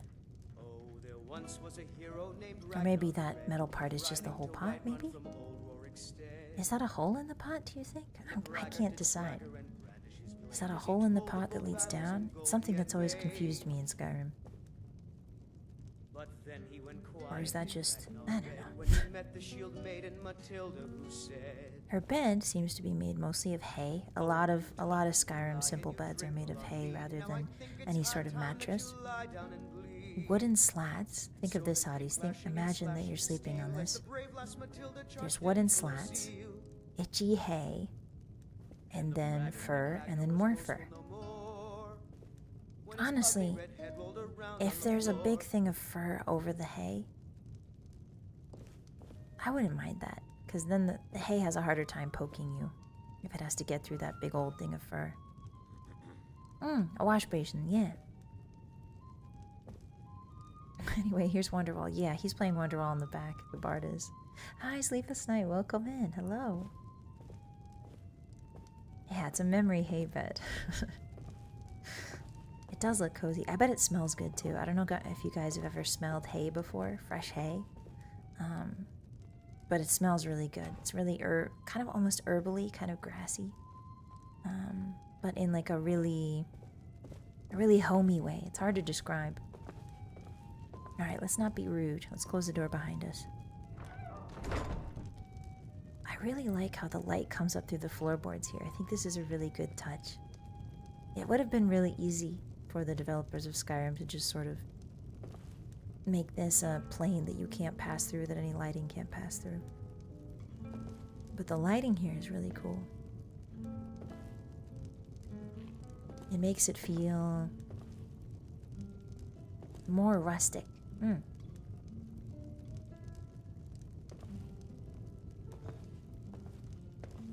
Alright, let's go back down. Leather does smell good, yeah. Although, when leather's being made, apparently it stinks really bad. If you've ever been to like a leather factory, Looking for? Hulda's the one to talk it smells really, really bad. Come to a love of her reading, did you? Hello. Sorry, pup, but I'm not quite in the mood. That's okay. Also, I'm not a pup. I'm a full-grown wolf. Look at my teeth. Oh, I tell the future all right, when I feel up to the task, that is. Oh. But I'm afraid my energies haven't quite peaked yet today. Okay. Have a good day. It looks like some of the early risers are coming in now. Old people usually wake up really early. They go to sleep really early, they wake up really early. There's... This girl's name is Uthgrid, right? She wants to punch us to death. She likes getting in punch matches. Hello. Want to hear a little Nord wisdom? Sure. Can I sit with you? You don't really know a woman till you've had a strong drink and a fist fight with her. Oh, you want to fist fight me? Oh, there's a letter there. Is that yours? Should we read what it says? Letter from Maven. Maven Blackbriar? Kristoff, upon reading your last letter, I was deeply touched. You're right, I was angry, but now I realize my anger was misplaced. It's time to leave our disagreements in the past and rekindle our friendship. I'll be sending someone to fetch you and bring you to Riften. I wish to avoid a scene, so he'll be calling at night. Make sure you pack all your belongings securely, as the journey could be rather treacherous. Maven Blackbriar. Is Kristoff her son? I wonder if he was here. The potatoes are cowering in front of her. They were. When I sat down, they kind of jiggled a little bit. Why is that? Sadia, wake up there. Yes, you want a drink? Oh, sure. I would love a drink. Depends. Are you thirsty? Hungry? Both. Both. May I please have some baked potatoes And how much gold do I have? Some stew, please. Chicken and vegetable stew. Ooh, that looks good. And I would also like an ale. Thank you. Now please, no more questions. I never asked you a question. Alright, so let's eat here with Uthgrid. Let's have a little meal. Potatoes, chicken and vegetable stew. That's a good breakfast. Alright, he's gonna practice his drum. And I'm gonna check out the back here. Oh, there's another room. This might actually be the innkeeper's room. I'm not sure. It's a pretty big, pretty spacious room, so I imagine also the innkeeper would probably want to be on the bottom floor. This could also be a VIP room for people that pay a little bit of extra at the tavern, because you don't want to have to walk up the stairs when you're drunk. You just want to fall into a bed. So this would be a good room for VIPs that just want to stagger into bed and fall asleep. There's a sweet roll. Ooh, the sweets are here. I'll take this one to go. Shameful is what it is. I'll take this one. I'll be taking this. Thank you. Can I? No, I can't leave with it. Ah, darn it. Oh, where did it go? Oh. Sorry, I didn't mean to throw your sweet roll on the floor, ma'am. Let me put it back on the table. Maybe someday we'll get a sweet roll. But yeah, VIP stands for Very Intoxicated Patron. That's very true. Okay. No, they don't sell sujama here, I don't think. I spend a lot of time at the market stall so I can Hello. learn merchants trade. Your eyeshadow is amazing. Welcome, hotties, to the Skyrim Whiterun's market in the morning. You can smell the fresh air. You can smell the morning air. It rains pretty much all night, so the air has got to smell fresh right now. It's a little bit cold, a little bit nippy. Skyrim always is a little bit cold and nippy. The wells are a little bit fuller. Ah, there's more moss in the wells. Can I help clean that off? Oh. What? Oh, sorry, I pulled something from the well. Ah, a jug of water was added. Ah, so I do have that mod on. So there's a jug of water. There's a survival mod that lets you pull up jugs of water from wells. I accidentally took 5 jugs. This must be the main well in town. This must be the main well. The other well we found was probably just a supplementary well. But yeah, you can see that it weighs 9 pounds. Each one of these jugs of water weighs 9 pounds. Are you ready to get hydrated, hotties? Are you ready for the Skyrim menu ASMR? Alright, here we go.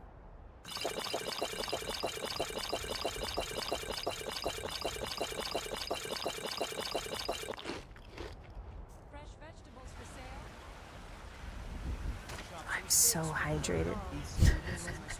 What brings you to the market? Yeah, everybody hydrate. Yeah, let me get some water too. Only the frog does have its Perfect.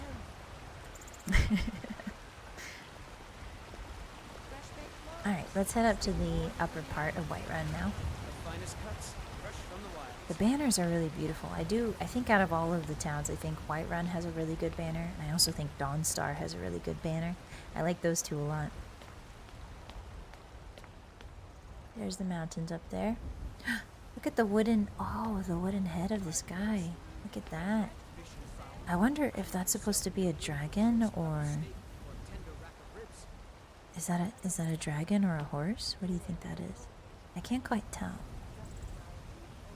It looks like it's looking at me no matter where I go. It's kind of scary. Oh. He has good stock. I think it's supposed to be a dragon, right? Whiterun is home to a giant dragon skull. There's a giant dragon skull in the castle. Speaking of, there's the castle. From Skyrim to care Hello, only ma'am. for war and politics and treat their women like cattle. Oh, I had no idea. Wow, look at the water. The gutters here are probably really full from the rain last night. You can sort of see. I can imagine them overflowing a little bit. There's a lot of really good drainage systems in Whiterun. They've got that on lock. The city planning's on lock here. It's quite nice. It's quite nice to listen to. I heard a cow. Did you guys hear that? Could be a sea dragon. Oh, it could be. I heard it. Where was that cow? Oh, I know where it is. There he is. Hey, little guy. You were just saying hi to us this morning, weren't you? Hi, little guy. Ah, you're eating your breakfast, huh? I had chicken stew for breakfast, but don't tell that to the chicken behind you. He's so cute. Oh, he's showing me his butt now. It's a very, very animal thing to do, show me the butt. I feel like animals just love showing people their butts. I don't know what it is. Cats like to, you know what I mean? Cats turn around, dogs turn around. Good morning, sister. It's a shame, isn't it? What is? Ah, the tree. What do you mean? Yeah, that tree does look a bit sick. It is quite big, though. Apparently, this tree was here before the city was built, if I remember correctly. I can't get the sword on my own. We don't want to get our feet wet, so we should cross over this bridge here. Oh, there's the girl we saw sleeping on the ground outside last night. I'll put it plainly. You can claim your sword, or you can Cloud keep your District. wife. Is this the Cloud District? Set foot outside that gate. Yeah, the Gilded Crane's in poor state. Hey, chicken, listen to this. Cow immediately after Bossy tells her a secret. Ah, those two are having marital problems. Good luck. You tried mercenary work? It might suit you. You should try mercenary work, sir. It might suit you. Don't tell me what to do. Let's go visit our cow friend. Yeah. Hello, cow friend. We want to make sure we don't let him out, so we're going to close the gate quickly. He's so cute. Hello, little guy. Hi. Hi, little guy. What you eating over here? Just chewing his cud. Do they give you enough food? I like the shadow of the tree on the ground. Wow, that's pretty. You can hear wind whistling through the leaves, even though there aren't many leaves left. There's a little chicken here. Hello. What is this supposed to be? Some sort of wood bench for cutting? Isn't the Cloud District just the Jarl's place? No, I believe it's this area below the castle. Hi, Tony. Hi, William. Hi, welcome in. We're doing some ASMR today. Hi. I've not prayed in a while. Oh, that's a good point. Maybe we should pray.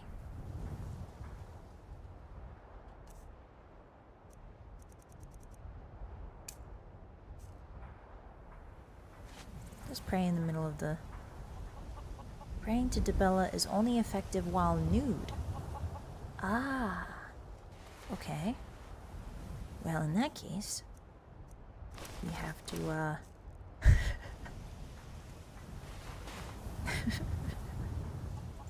Don't mind me, I'm just taking off my clothes in this chicken coop, this chicken pen. Just taking off my clothes in this chicken pen and praying to Dibella. That was nice. We better put our clothes on before people see us. Ew. That was close. Risky business being a worshiper of the Dibella. Alright, goodbye, chickens. I hope somebody gives you your breakfast soon. Whose house is this, actually? Let's check whose house this is. Whose is this? Ah, it's House Greymane. There are two families in Whiterun, and it's House Greymane, and I believe the other house is right across the street from them. No, it's not the Temple of Kynareth. It's these guys up here, maybe? Battleborn, that's right. The Battleborns and the Greymanes, and they are two families that don't like each other. Very similar to the Capulets and the Montagues. They don't like each other very much. And they also symbolize, they sort of echo the Imperial versus Stormcloak battle that has taken over all of Skyrim. So they're a metaphor, you might say, for the larger conflict, because one of them is an Imperial, one of them supports the Imperials, and one of them supports the Stormcloaks. So it's very interesting. Shall we maybe go into the temple and say hello? We don't worship Kynareth, but there's no harm in going by and saying hi. Looking for my husband Nazim? Check. Let me go ahead and take the Jarl's hut off. backside. There That's we go. usually where he stuffs himself these days. This lady is so mad. This lady is so sour and mad. Already easy. Ah, the sound in here. It's like chimes. Looks like we have a Whiterun guard who's been injured. He's completely still, so I assume he's under some sort of paralysis effect. He's not even blinking, Hotties. Do you think he's alright? Thank you. The pain is already easing. Who else is over here? Ah, these are sick beds for the sick. My body burns. Oh no, her body burns. You gotta help her, priest. Hello, ma'am. Are you alright? Ah, she's also under the effects of some sort of paralysis potion. Maybe she ate some kind of bad herb. Wow, the Temple of Kynareth is beautiful, huh? We've got a lot of light coming in from these top windows here. In all directions. There's windows in all directions. And below our feet we have this beautiful symbol of Kynareth, which is a bird. Stained glass. Or maybe tile. Maybe this is tile. Looks more like tile, like enamel tile. And then you've got a little bit of water. Even here inside of the temple there's water. Water is a very prominent thing in Skyrim. Gastrointestinal travails. You think these guys have IBS? Are these guys experiencing IBS? IBS, more like I be sleeping. Does Lydia just chill with Balgruff in this timeline? I think so, Shardley. I think Lydia stays with Balgruff. Ah, the hawk is the symbol of kind. Ah, thank you, Rapscallion. Looking for my husband Nazim? It doesn't quite look like a hawk. It looks more like a seagull to me for some reason. But it is very... Oh, there we go. Now it looks like a hawk. I think when it goes far away, it kind of gets all stretched out, so it looks like a seagull to me. That's very cool. Hello, sir. I need something? No, I'm alright. I shouldn't get in your way, actually. Ah, now here's the altar. This is the altar of Kynareth. This is where you can pray if you're a follower. I think that's supposed to be a hawk. I've never quite understood what Kynareth's symbol is. It looks like an owl, almost. If you look at the blue gem, it looks like an owl's beak. And then the two eyes. And then it's kind of like an owl sitting. But I'm not sure. It could be... It could be anything. But that's what it looks like to me. That's what I've always thought it looked like. It's very pretty. We'll give a little offering since we're here. I like to think we might leave like, let's see, we could leave something like a fruit or some sort of offering. Maybe, oh, a cooked catfish seems good. I think Kynareth would like that. Maybe a green apple. She might not like us killing her fish. Let's go ahead and leave her an apple. A nice, sweet, juicy green apple. Nice and tart. A Granny Smith. Oop. Oop. Careful. There we go. There you are, Kynareth. Thank you for everything you do. Thank you for teaching the Dragonborn the ways of the voice. What else did Kynareth do? Kynareth's done a lot of things. You're looking down at the bird from the top. Oh, I see. The fever. Ah. My body burns. Interesting. Huh. Bye, Ito. Thank you so much for hanging out with us. I appreciate you. Bye-bye. Have a good rest of your day. Ah, looks like this priest is a bit messy. These books aren't very well ordered. They're not very well kept. Let's see if we can clean them up for him. That doesn't look much better. Maybe we just take it off the shelf. Ah, no, I don't want to steal it. There we go. That looks better. So sick. Ah. Can hardly stand it. What is this? Oh. Oh, this is a mod book for when... Oh, I see. Interesting. It must be some part of a mod I downloaded, I don't remember. Alright. Wow, this priest is very messy. He's left his books all over. Oops. Oops. Alyssa's trying to do her best to help. There we go. That looks a little bit more organized. Yeah, she was Shor's wife. Kynareth was Shor's wife. Shor is the Nordic name, the Nord's name for Lorcan, who is the 9th god, who got torn apart by all the other gods and thrown into Mundus as body parts. I do like how there's greenery in this temple too. It's really pretty. Goodbye, Kynareth. Goodbye, brother. Yes? Yeah? Hmm? Yeah. Yeah? He's relaxing. It's his break time. Hi, Thomas. Welcome in. We're doing ASMR Skyrim. How you doing? Okay. Oops. There we go. I forgot to get out of the console.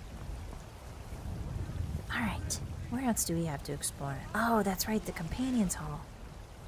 Alright, let's go check that out. The shadows on the ground are so pretty.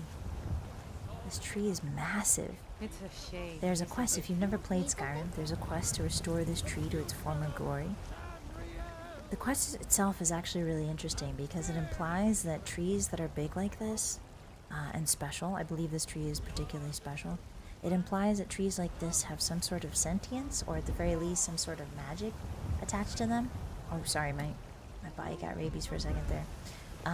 Big trees like this exist throughout Skyrim and throughout Cyrodiil, I think in general, is what it implies. And they have powers. They may or may not be sentient.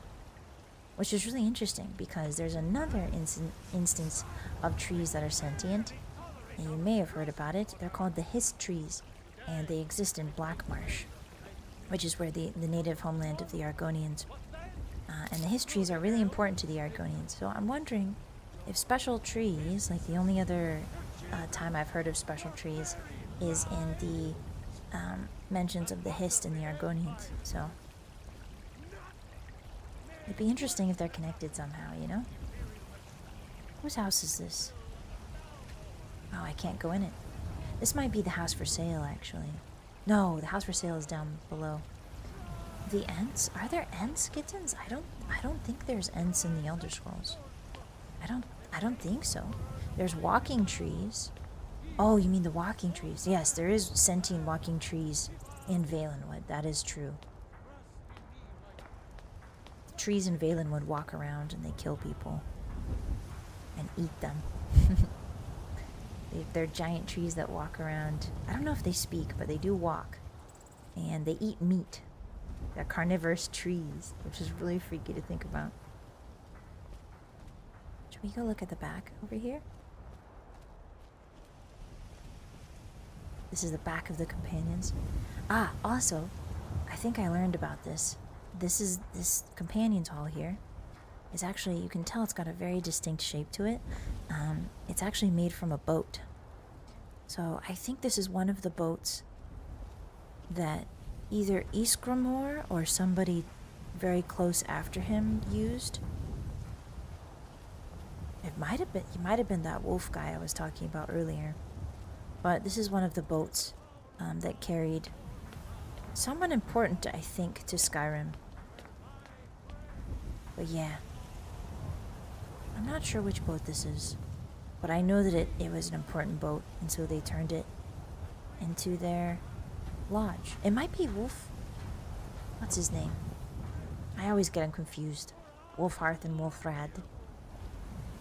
Spriggans are a bit like ants. That's true, Sleepless. I didn't think about that. The Spriggans are kind of... They are kind of like ants. It's one of the boats the 500 companions came on. Ah, that one makes sense, Vale. That one makes sense. Yeah.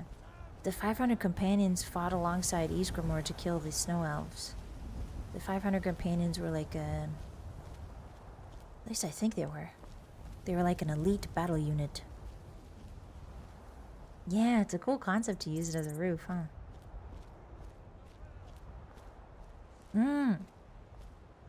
Yeah. Very cool. I never saw this before. I think this is part of the mod too, so we'll save the Skyforge for later. But let's go into the companion's house first.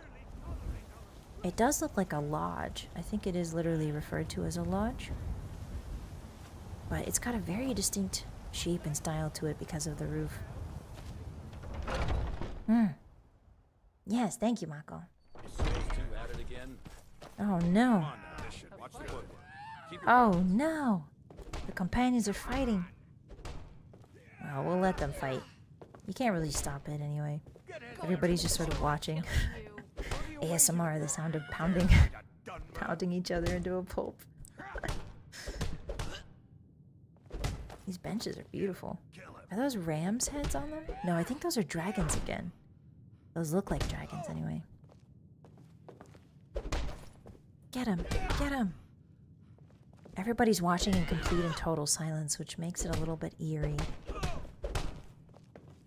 I mean, I'm expecting like cheers, you know, cheers and egging each other on. Not total and complete silence, but what do I know? Hi, Asa. Hi. You took an arrow to the knee? Get that arrow out of your knee, silly. Hello. Farkas? Which one are you, Farkas?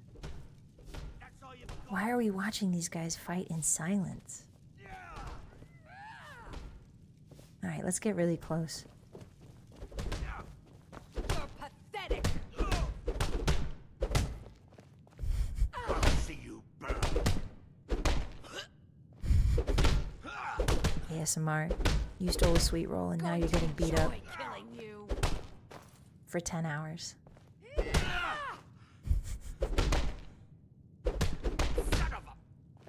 Don't swear, please. This is an ASMR. Don't swear. You're pathetic. If you close your eyes, Hotties, it's almost like I'm back in the Imperial prison in Oblivion, being insulted by that guy in the jail cell. I'm going to enjoy killing you. Jeez, don't be... That's your best? This was me when I first played Morrowind. I don't know which one is the fish, but the first time I played Morrowind, I spent like 30 minutes punching a fish to death. And this is bringing back those memories. Oh, looks like she won. Oh. Yes, yes, I haven't got all day. She gave me a good punch. You're standing too close. Ah, they have a winner. It's the lady. Ah, but there's blood now on the stairs. That's a little awkward. Ooh, this is somebody important's room. They have their own room with a big double bed. The windows let in a lot of light, which is really beautiful. They're much more organized than the priest. The priest was a little bit everywhere, but this person's much more organized. They have a broom. Is this like a witch reference? The broom and the cauldron together looks so much like a witch. I'm sure it's not, but it gives me witch vibes immediately looking at that. Oh, the cup's been knocked over. Well, the least we can do is make it stable so it doesn't roll off.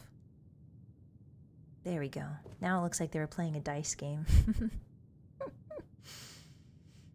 I always try to shoot fishes with bows in rivers. Yeah, that's always fun, Tony. Yeah, the GG. The gentle pitter-patter of blood, sweat, and teeth hitting the floor. Teeth. Teeth actually sound quite nice. I remember once Bossymoon had a little box of all my teeth and before I convinced her to get rid of it because I thought it was weird. But she used to have a box of my teeth and she used to rattle them around. And she's like, I've got you in this box. They do make a nice sound. They make a good ASMR sound, actually. Ah, hello. Is this your room? I'd be dead if not for Vignar. Oh. Took me in and helped me turn my life around. Oh, that's good. Glad you found something to devote your life to, sir. Ooh, look at the lighting in here. Oh, this is a room for 2 people, it seems. There's a big bed in the corner. And there's a smaller bed. Maybe for a child, maybe? There's a talking fish on the wall. Every time I see one of these, I swear I can just poke a button and it'll start talking. You know those talking fish plaques? Have you seen those? It reminds me of those. We've got a big old chest here, which is really cool. They really like apples too, it seems. I don't want to disturb anything, but the way the sun's coming in with the little specks of dust, it's very beautiful. I like this, actually. I like this. I would like a wolf room. I would like a room for a wolf. I would like a hideout I would like our new hideout to have lots of windows, Hotties. Sunlight so pretty coming in. Oh. It seems it's lunchtime. Wow, look at the red. Coming in? Watch this. Coming in from this room? Look at that. Wow. It's enough to impress anyone. Wow. The engraved beams. Oh, and there's the axe. That's the axe. That's the special axe that Ysgramor had, called Wolfheart? I don't remember which one. I think it's Wolfrat, but I'm not sure. But anyway, this is the special axe. It's got a crying face you can see in the middle of the 2 blades. Yes, Wolfrat, thank you. And the face in the middle of the 2 blades there is meant to represent the Night of Tears, because this axe was made after or during the Night of Tears. Hi, Div, welcome in. Hi. So, when the Snow Elves attacked Saarthal and killed a whole bunch of humans and drove them off, Ysgramor and his son, I believe it was his son, I don't remember his son's name, but Ysgramor and his son escaped, and they took the boat back to Atmora, and they basically told Atmora, like, hey, the Snow Elves wiped us out, can you give us an army so that we can go and wipe them out? And that's what later happened. But the night when the Snow Elves drove out the humans from Saarthal, Ysgramor started crying. And it was said in legend that the tears that came from his eyes were so bitter that they turned to ebony.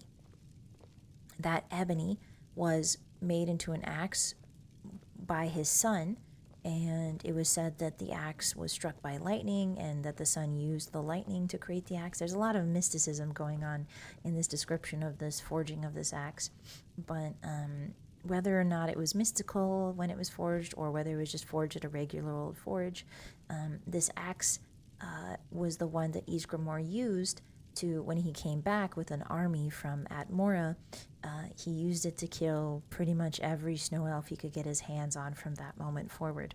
This is the axe that killed a lot of snow elves. And so it has become a famous symbol of the companions, because I believe Ysgramor, I don't think he was part of the companions. He might have been, but the 500 companions were an elite unit that Ysgramor had under his command originally, and so I think they were the ones that established the companions in general. Yeah, cry Oh, me I'm a just weapon's a new servant, one, right? dear. You want to talk to one of the companions? Didn't know the I'm axe was made of tears. Yeah, it's pretty crazy. The lore gets pretty crazy. Whether or not it's literal or metaphorical, it's still very cool. So here they've got an interesting setup. They have the table in a way that there's no real head of the table. I guess you could argue that this chair right here looks a little bit different from the others. And acts as the head of the table, actually. Maybe. Yeah, I think this is actually, they do have a head of the table, but it's more like the center of the table. So this chair's a little bit different. So clearly that's for somebody special to sit in.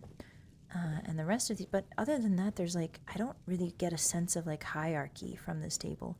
A lot of the times when you look at a dining room set up in like a medieval castle or something, you can very easily tell that there's some sort of hierarchy going on at the dining table because of the way that the table is made. Like these long straight tables, there's clearly a head of the table and then everybody else, right? But I get more of a sense, because there's like an L-shaped table here, I get more of a sense of like everybody is at the very least like equal, right? Because over here, if you look at this chair, in a regular table there would be a chair like right here, right? And then nobody would sit at the same level as you. They would sit to your right and your left, but they wouldn't sit at the same level to you. But here it feels like everybody's, you know, people are allowed to sit at the same level as this very important person. It's an interesting little architectural like nod to the fact that the companions, they do have a leader, but they all are sort of like a family unit that sees each other as equals. There's not much hierarchy beyond the leader, you know? But they've got a really big fire pit. I think there's another big fire pit like this in the castle, but the fire pit here is huge. You can actually see the smoke going out. Look at that. You want to talk to Guys, look at that. There's a smoke going out up into the roof. Wow, that's so cool. Hi, Empress. Welcome in. Hello. Hi, Nito. Hello. Yeah, I got some of my facts wrong earlier, so I apologize for that. I'm sorry. Sometimes the dyslexia takes over. I get the Wolf Hearth and Wolf Rad names mixed up. Yeah, the Wolf Rad is the axe here. This is the axe. It's a very special axe. But yeah, this is a really big pit. Clearly, this is not where they do their cooking. Or maybe it is. I can't quite tell. But I don't think this is where they do their cooking, because you don't see a lot of cooking utensils. You mostly see eating utensils. So I'd be curious to see where they do their cooking. There's also a lot of little alcoves here that just kind of have chairs and tables. Ooh, a boiled cream treat. We're actually going to be making one of these next week, guys. I don't want to spoil it for you guys, but we're having a hand cam. We're going to try and make a boiled cream treat. There's a lot of recipes for them online, and you guys got me a Skyrim cookbook that has a recipe for them. But I kind of want to try, because like every boiled cream treat recipe I see doesn't really look like this. I'm a good keeper of secrets. Like this is a very distinct. In this hall. To me, this looks like a bun. You know what I mean, like a pastry dough bun. So, yeah, we'll see. We'll see what we can do. I'm gonna warm up this before I eat it. Yeah, your lips are sealed. Yeah. Warm it up a little bit. What do you think the cream in the middle is made out of? Do you guys think it's like pastry cream? To me, this kind of looks like a donut with pastry cream in the middle. But I love the cooking streams. I'm glad you like them. Yeah, we haven't done one in a while, so I wanted to do one next week. There's a Czech sweet that looks like that. Really, Rapscon, what is it called? We need a sweet roll. I've already done a sweet roll, Asa, on my YouTube channel. There's a VOD where I baked the sweet rolls from the Elder Scrolls cookbook. It was really fun, and they were really delicious. Hi, An. Are you falling asleep? Yeah, it kind of looks like a donut, but like no hole, or maybe like the cream where the hole should be. You think it's egg? It does look a lot like egg, yeah. I'm thinking maybe if you wanted to do, but it's very yellow, so I think it's like the egg yolk specifically, not necessarily the egg white. I'm wondering if you can make like a rudimentary custard, like a room temperature safe custard using egg yolk and sugar. Maybe? I don't know how good that would taste though. Maybe like some vanilla, some hard-boiled egg yolk, sugar, and then kind of like almost like a sweet deviled egg, like a sweet deviled egg, but without the white part in the center there. But yeah, it is probably most likely custard.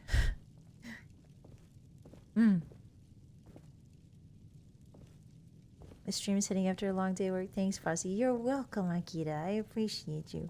That's what I've been hoping for this whole time.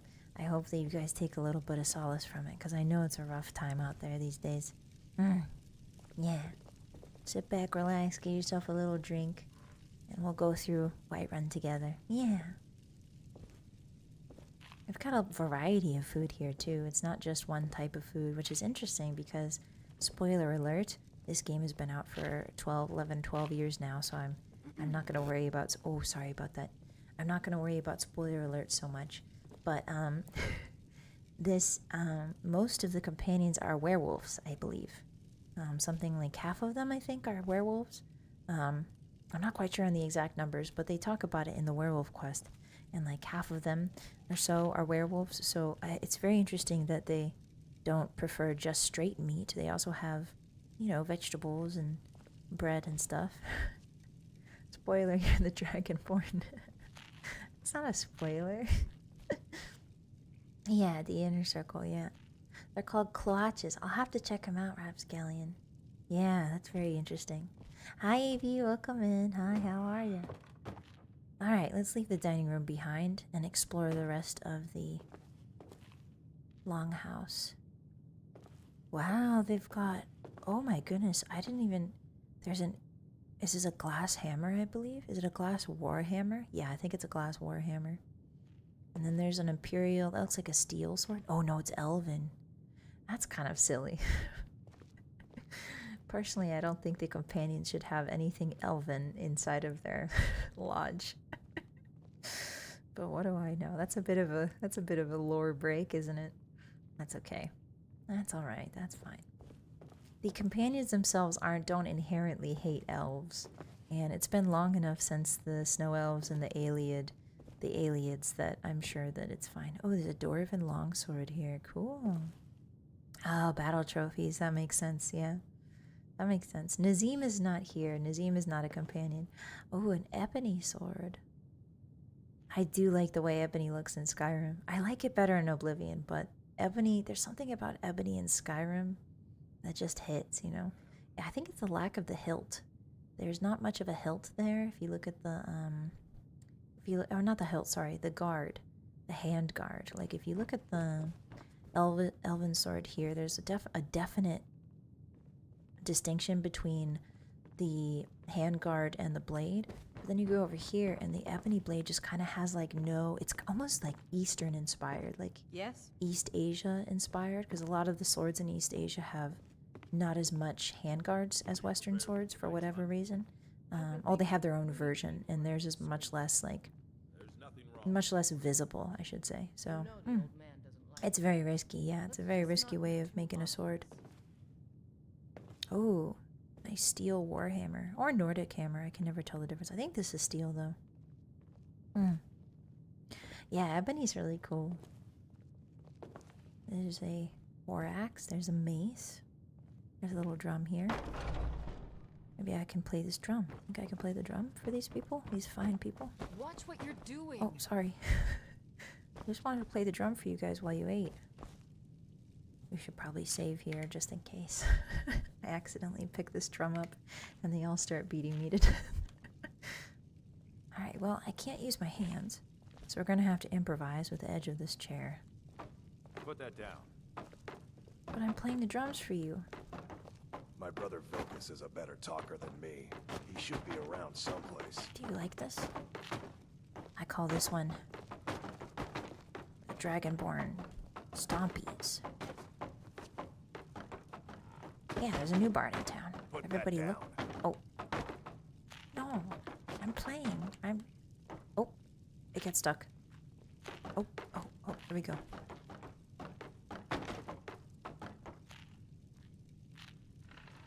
What's on your mind? See, if they you wish liked to it. hunt with me, your feet They need didn't to be start quick booing me and your eyes immediately, which quicker. means they liked it. Hello. Thinking I need to train some more. Huh? Ah, companions, they're always worried about training. Alright, last but not least, there's one last weapon up here that we want to look at. These are the shards of Ulthrad. Remember that axe we saw on the banner?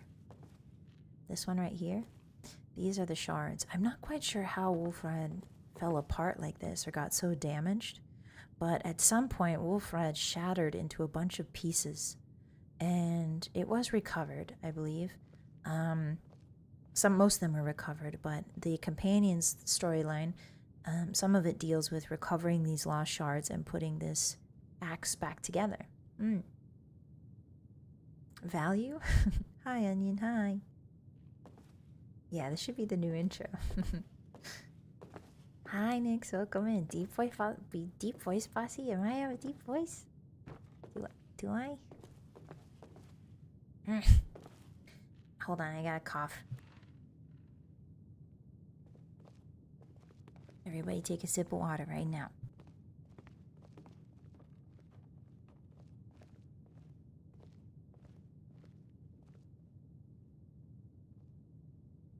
Alright, there we go. There you go. I've leaned back in my chair now. I was leaning forward this whole time like a doofus. Alright, let's go downstairs into the companion's basement, shall we? There's nothing scary down here, don't worry. I haven't seen you before, have I? Have we met? I'm No. sorry if I've forgotten. Oh, he's so me. Alright, here's the companion's basement.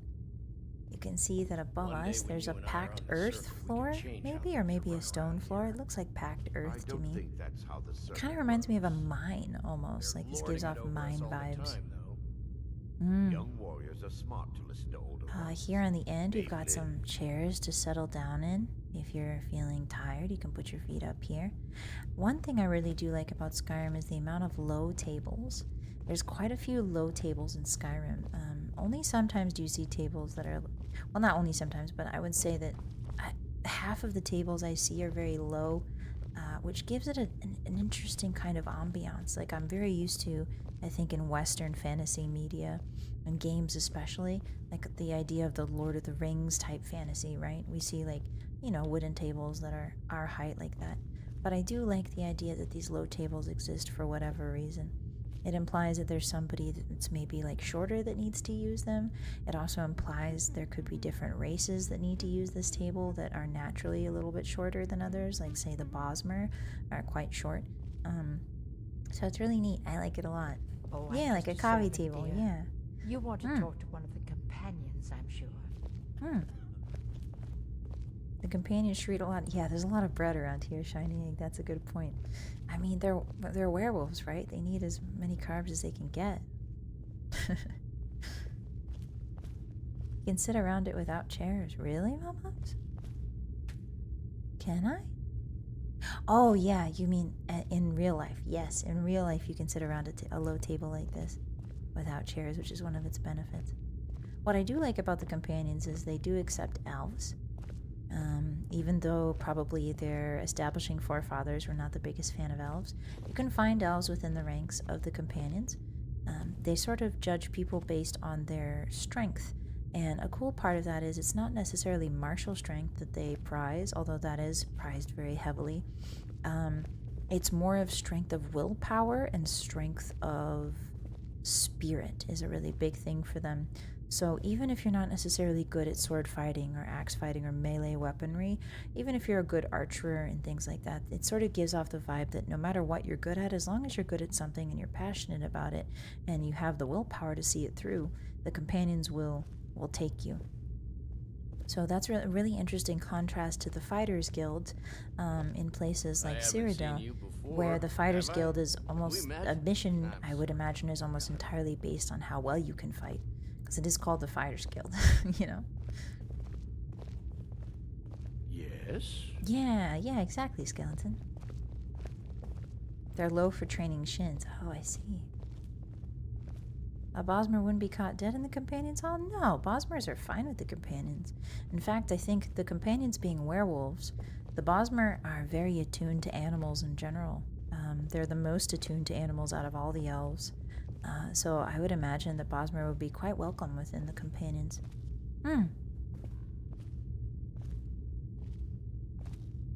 Everybody's sleeping. Let's close the door, make sure we don't disturb them. It's more like intent to fight than ability to fight. I believe so, Max, because the leader of the I mean, we only experience it through the Dragonborn's eyes, but the leader of the companions does judge you based on, he says, look me in my eyes. And you kind of have a bit of a stare down with him, which implies that it's not necessarily the fact that you can fight that they care about, but more about the fact that you have strong intentions and a strong willpower in your eyes. So either that or he can smell. Maybe since he's a werewolf, he might be able to smell some sort of, I don't know how many battles you've been in, maybe, or some intangible thing that's not otherwise easily perceived by other people. Gumption, maybe. Yeah, that's a good word for it. This hall is also very long. It's got the same red carpet on the ground. It's a beautiful woven carpet. Can you imagine how long this had to be when they weaved it? Wow. Wow. This carpet took years, probably. A year or two. Is a Khajiit werewolf a cat dog? That's a really good question. I'm going to leave that to the more experienced Elder Scrolls scholars. We've got some more rooms off the main room here. Some benches for sitting. It's interesting that the lighting is very sparse in here. They do have very low candles. The off halls are a bit darker, but in here it's a lot brighter. It's like very quiet. You can hear your feet on the carpet.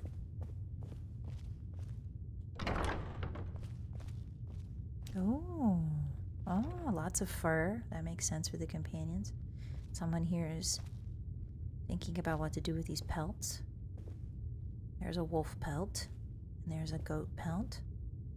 Oh, this person clearly likes hunting. They've got pelts and horns on their walls and a dagger here. I imagine all of the companions like hunting. This might be Ayla's room, actually, now that I think about it. This could be Ayla's room. Ayla is known as the Huntress. That's her nickname. That's her sobriquet. And this could definitely be her room. Oh, there's potions again, Hotties. We'll check that out. This is a potion of archery. I really love my potion mod. It's really cool. Let's see if I can put it in a better lighting so you guys can see it better. Oh. No, show me your beautiful label. No. Now I'm just making a mess of her room. But yeah, you can see that there's a marksman icon on the potion. So that's how you know it's a potion of marksman. Oops. Sorry. There's another potion here. Green one. Oh, this is oh, I have no idea what this is. There's 4 rings on it. Is this a bartering potion? Is that a bartering potion? What is that? Now I'm curious. Let me put my UI back on. Oh, it's light armor. Oh, it represents chainmail. Ah, it's light armor. I see. Those little rings represent chainmail. Ah, naruhodo ne. She's got some ice teeth here. Takes a very experienced good hunter to kill ice wraiths, that's for sure. They're very scary. Yeah, there's a bow in here, so this is definitely Ayla's room. She likes using bows. Looks like a kale smoothie? Ew. It said that horses sense your emotion. Maybe it's like that with them. Oh, maybe. That's a good point. Yeah, I feel like the companions are probably definitely tuned in to a lot of small things that most people aren't, since they're werewolves. Now, whose room is this? Can we figure it out? I'm not sure. There's a double bed, so either this is a married couple or this might be 2 people. I think this might be the twins' room. I'm not sure though. There's 2 twins in the companions. There's Farkas and Vilkas, and they are twins. I think they're both werewolves. He's got a sword in here. He's got a drum. Ah, there's some male clothing here. Maybe this is... Oh, there's some iron. A bunch of books. Oh, maybe Kodlak. It could be Kodlak. Kodlak is the leader of the companions, and he really likes books and stories and songs. And it would make sense for the leader of the companions to have a big double master bed, you know? It does have a big shield right here. This is very neat. What's he reading? I'm curious. Whoops. There we go. Ah, he's reading the Dunmer of Skyrim, the Totems of Herseen. Oh, I don't think I've read this in a hot minute. Let's read this book. The Totems of Herseen. Among those of us to whom Lord Herseen bestowed his most precious gift of lycanthropy, there are legends that he also set into the world specific artifacts of his power. They date to a period when men could neither write nor speak, nor barely think, but the powers of blood of the beast were yet flowing strong among the selected. The first, a carved skull of the wolf itself, used by those ancient shamans in the blood ceremonies that created our lineage. It is said to grant a great presence to those who prostrate themselves before it, such that those who witness their forms cower in a terror unknown except to those who have glimpsed the face of Herseen himself. This is a very interesting passage. It implies that Lord Herseen was talking to humans and gave them the gift of lycanthropy, which is werewolfism. He gave them a gift of becoming werewolves before humans were really humans. It says here they date to a period when men could neither write nor speak nor barely think. I think he's referring to a very rudimentary period in the human evolution, maybe? So Herseen was talking to them way, way, way long ago. The second, a thigh bone, carved as the skull, but from some animal unknown. Used as some form of medicinal wand in the more ancient Brotherhood, it was said to grant a kind of heightened awareness both in sight and smell, such that the prey could never flee too far from our senses. Okay, so a lot of bones being used. The third, a simple drum, its mundane appearance meaning it is likely lost to the mists of long time. As our fathers would beat time to summon their brethren from the fields, so too would our forebearers in the blood call their allies to them with its pounding. Through these totems, we channel and focus our energies of the beast. While werewolves give up the power of magic known to men, we can tap into a more direct natural energy at times, and through these totems discover the abilities that first tamed the world before wrought civilization sullied it. Oh.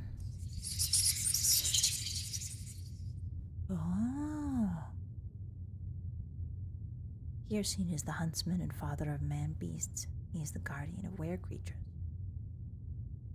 We get improved attacks against weakened targets.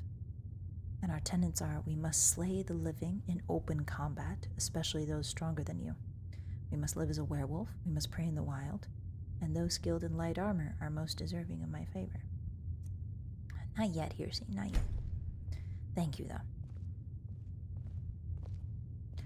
Yeah, hopefully no one was listening with headphones. Sorry about that. I forgot that there are books like that. So that comes with the religion mod that I have. I apologize. That comes with the religion mod. They give you books that have the ability to change your god. Haven't seen your face before. I'm watching you. I'm sorry. I'm sorry. I'm sorry. I'm sorry. I apologize. Oh, so it's this guy's house. It's Skjor's room, apparently. Huh. Hi, Madness. Welcome in. It's crazy how much better Skyrim is over Oblivion. Wrong. Wrong. How you doing? The scary bat noise mod. No, those are supposed to be whispers. If you wish to hunt with me, your feet need to be quick and your eyes quicker. Ah, Ayla. How you doing, Ayla? Ysgramor himself wouldn't have the patience to deal with all the rabble around here. I know. They just want so much. Is this your room, by the way? Is this your room? Sorry, I didn't mean to interrupt you. I just want to know if that's your room.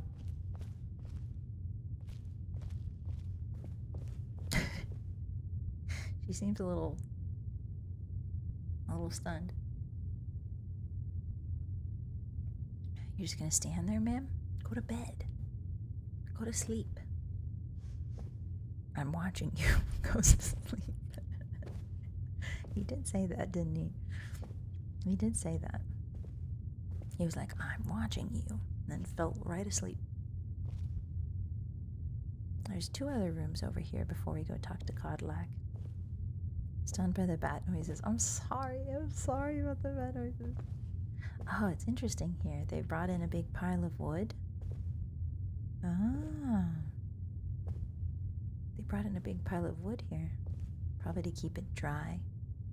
I don't know about you guys, but I feel like whenever you bring firewood in, there's always some sort of like web or something on it.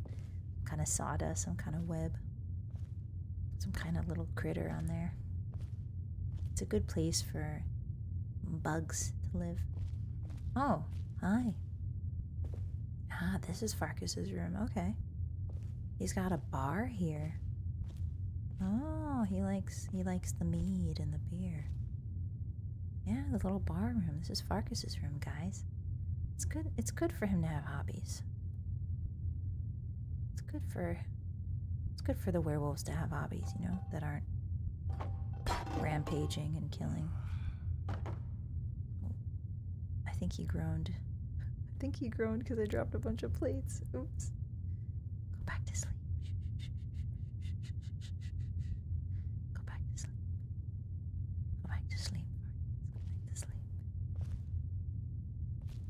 I like how he sleeps with an entire great sword strapped to his back. Surely that's not uncomfortable, right? This man sleeps with an entire great sword. Surely this will never poke him in the butt when he's sleeping, yeah? He'll never roll over on the sharp side. For sure. Boss is about to do ASMR on an NPC.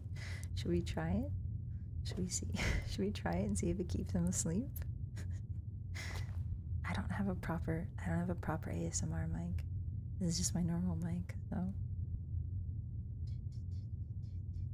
I'm using everything Pillow ever taught me.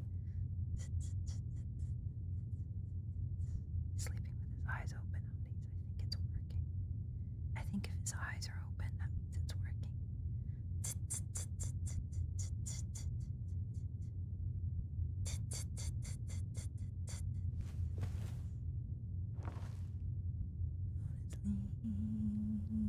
Go to sleep. Dream of running around as a wolf. Go to sleep. Why is my sneak increasing? That means someone is hostile.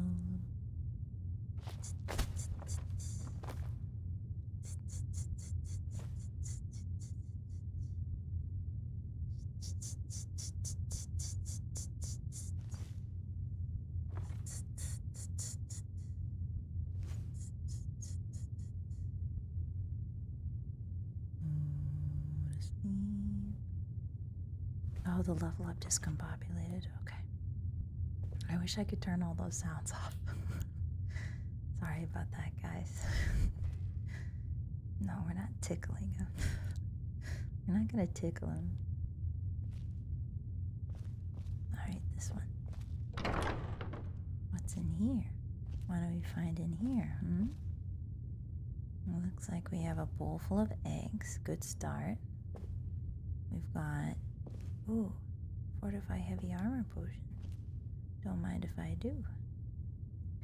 What does the label look like? I'm curious. Oh, sorry about that. Oh, it's a helmet on the label. I love this potion mod. This bottle looks so good. It's like real glass, you know? Some hag raven feathers. Oh, whoever lives here has killed a hag raven. This could be Codlac's room as well. Yeah, there is in-game sound effects, but I had it all the way up because the sound effects is the rain, I think. Okay, I'll turn it down a little bit. There you go. That might be better. Ah, stamina potion. Let me see that in the light. I love the way it moves in the dark. It's so pretty. So pretty.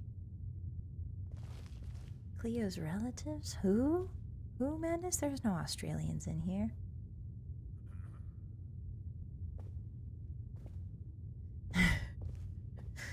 Bossy is like my cat sitting on me sleeping. No, I'm not. No, I'm not. I'm better mannered than that. I don't try to bite your face much. Oh, the hag ravens. That's right. Cleo Cleo, I would say, is the empress of hags. But don't tell her I said that. Can I fit this apple in this cup, do you guys think? This is like the cup flip. This is like the water bottle challenge, but for Skyrim. Oops. Whoa, whoa, whoa. No! The saddest no ever. Okay, maybe we come forward a little bit.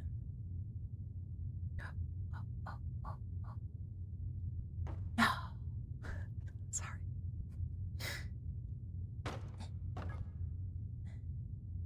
No. Fit the apple in the cup. My depth perception isn't too good, Hotties.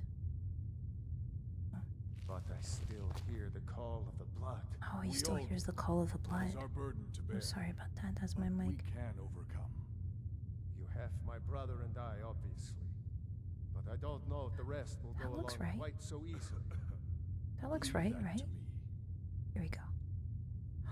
I did it. I did it. Look at that. I did it. I did it. I did the equivalent of the water bottle flip challenge, but in Skyrim. Yeah! Hi, big guy. Knocking over the things that don't belong to you is cat behavior. That's true. That's fair. I've been told that I have a cat vibe to me. I don't think that's true, though. I'm a wolf. I'm rough and tough. Hi, Storia. Welcome in. Hi. Yeah, I deserve a corn purse for that. Thanks for reminding me. Lucky. Oh, crap. I've taken my due. Alright, let's go talk to Codlac, shall we? This is the biggest room of all. What do they got under the cases here? Ooh, an elven warhammer. Probably another trophy. Got a dagger here. You got some antlers. Moose antlers, deer antlers. Oh, they have a drum. I should play for them sometime. Ooh, a dwarven sword. It's fascinating. The elven sword and the dwarven sword genuinely have the same color palette, but they look completely different. It's kind of crazy. Like, you can tell they're both elven swords. They're elvish swords, but one is a dwarf and one is like an Iliad or a high elf sword, you know? It's wild. Ooh, hotties, open up. It's your favorite treat.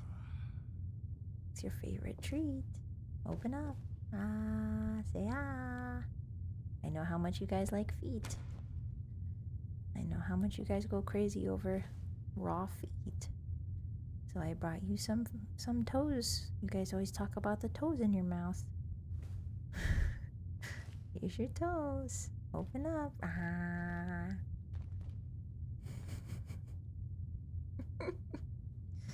Oh, there's a song in front of me here. I'm scared to read it though, because it'll skill up. It'll level me up. And I don't want to scare you guys. Lots of delicious things here, hotties. We've got some toes. We got some open hearts. Just some raw hearts here out in the open. Interesting that the Daedra heart looks a lot like a human heart, huh? That's pretty interesting. There's almost, I believe, if I'm looking at it correctly, there's that's like there's no difference between a human heart and a Daedra heart. I see a couple extra valves, but that's basically a human heart. Boss, this is getting dangerous. What do you mean? Toes for free, yeah. Yeah, you're gonna, yeah, You have to swallow the whole thing, honeys. That's what you guys wanted. That's what you guys talk about all the time. Hello, Wilkes. How you doing? Ooh, nice armor. Do you mind if I just... He's got a wolf on his armor, guys. Look at that.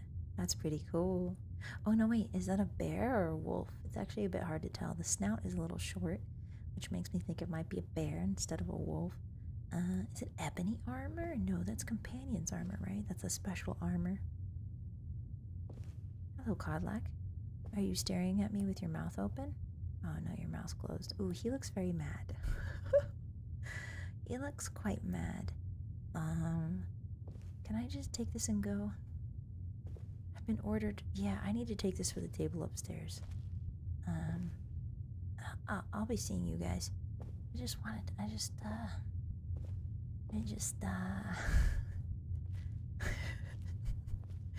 gonna take this pie and I'm gonna go. Hi, 626, welcome in. The redeems are not here today. I apologize. Hi. Hi, monkey. Hi. Humans and elves are just the Deja of Mundus. That's true. That's true and real. This looks like a delicious pie. I've always wondered, the pie doesn't look like it has much of a crust. It's very interesting, like from a baker's perspective. Oh, sorry guys. Sorry. I sneaked again. I'm sorry. You're okay. It's okay. You're okay. It's okay. It's like I'm soothing a horse. It's okay.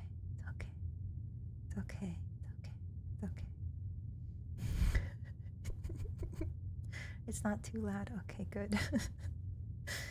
Phew.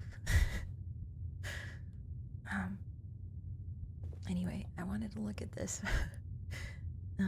It's really interesting because from a baker's perspective, this pie doesn't have like a proper outer crust. Like it has a bottom shell, but like there's no side shell, you know, those like typical, those crimped side shells that you see that kind of border the pie. There's none of that. So it's like an open pie almost, but the filling's like spilling out.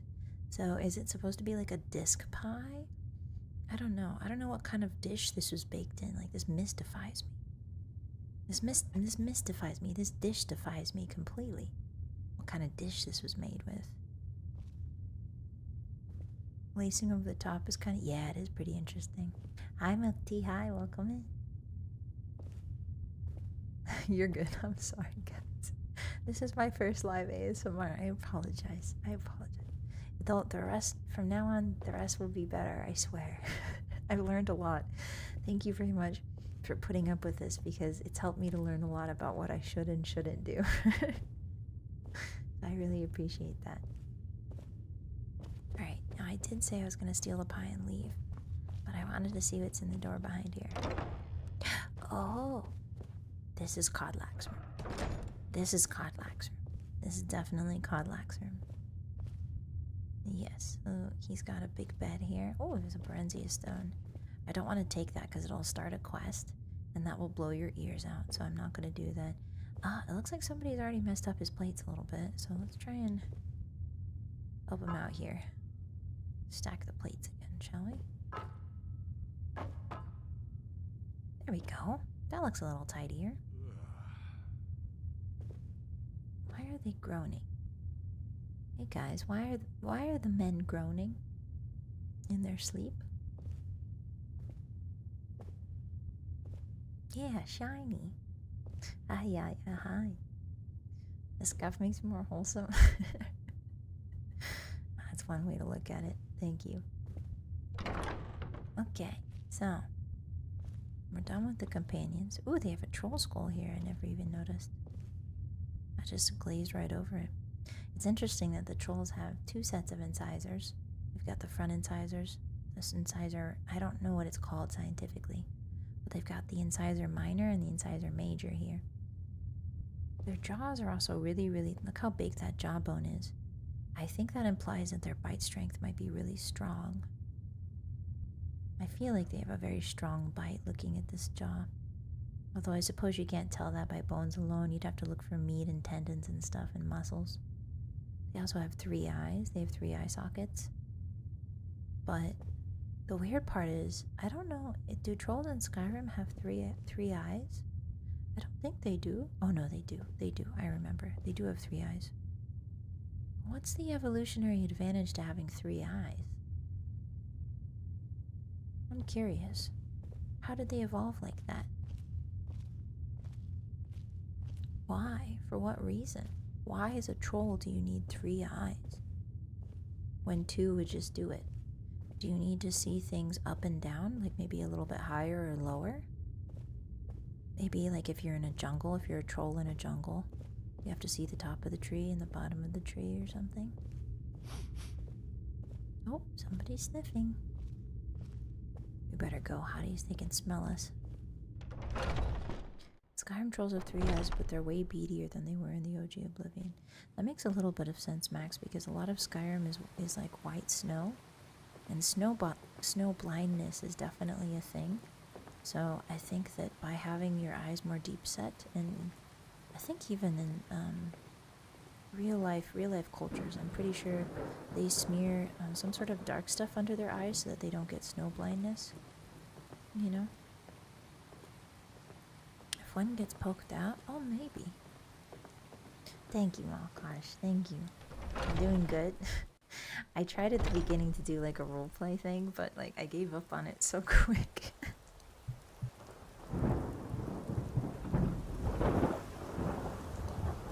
So I think the video is just gonna have to be full of the scuff that I was doing. And that's okay. That's alright. Alright, it's raining again, Hotties. Oh, and this time it's thundering. Careful, watch your eyes. There might be flashing lights. Flashing lights warning.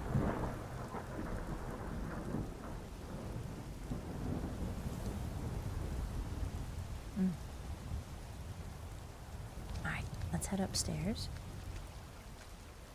Oh, we didn't even visit Talos. We should go do that. Hi, Talos. How you doing, bud?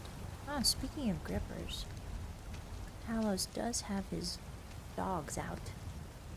I forgot about that. So this statue right here is Talos slaying, I believe, a serpent? A dragon?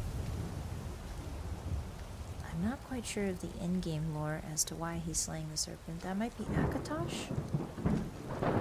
Is it a representation of Akatosh, maybe?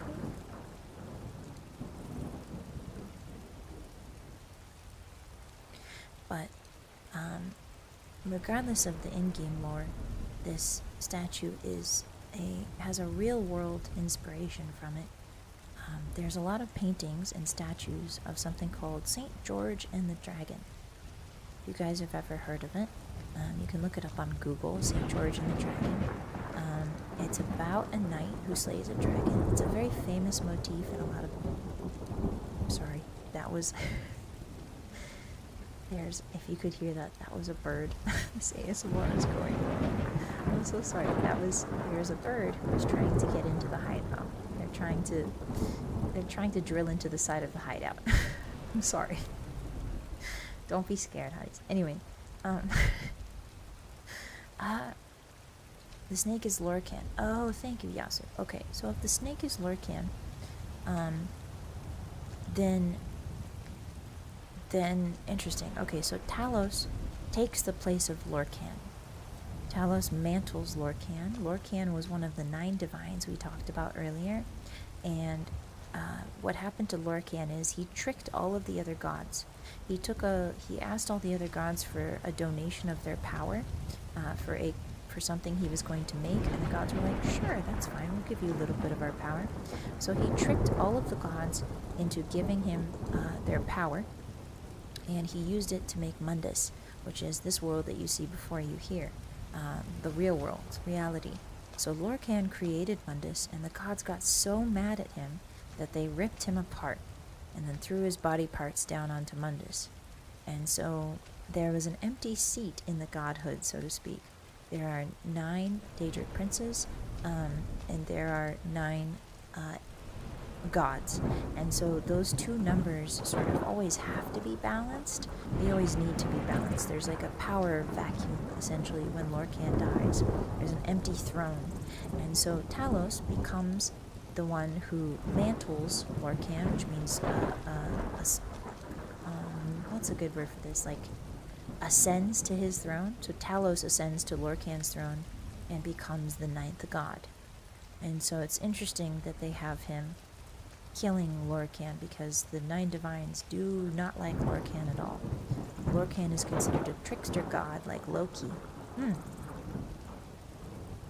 Yeah, like a yin and yang thing, exactly. Yeah. Hi, music, welcome in. Substitute? Yeah, sort of. What about Jiggalag? Oh, Jiggalag's a little hard to Jiggalag's a different thing. We'll talk about Jiggalag sometime. But yeah, that's a good point. Jiggalag used to be a Daedric prince as well. Until he got zorped into Sheogorath because he was too powerful. So yeah, this is a reference. This specific pose is mimicked a lot in real-world art in something called St. George and the Dragon, which is a very famous piece of medieval. I believe it's medieval. It might be no. It's actually before. It's before medieval. I think it's. Yeah, it's a bit before.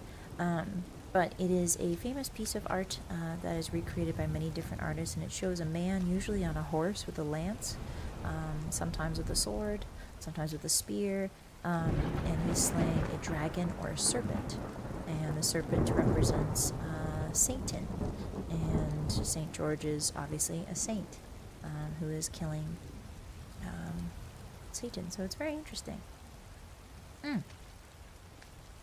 But yeah, you see St. George and the Dragon. This pose is very common in St. George and the Dragon.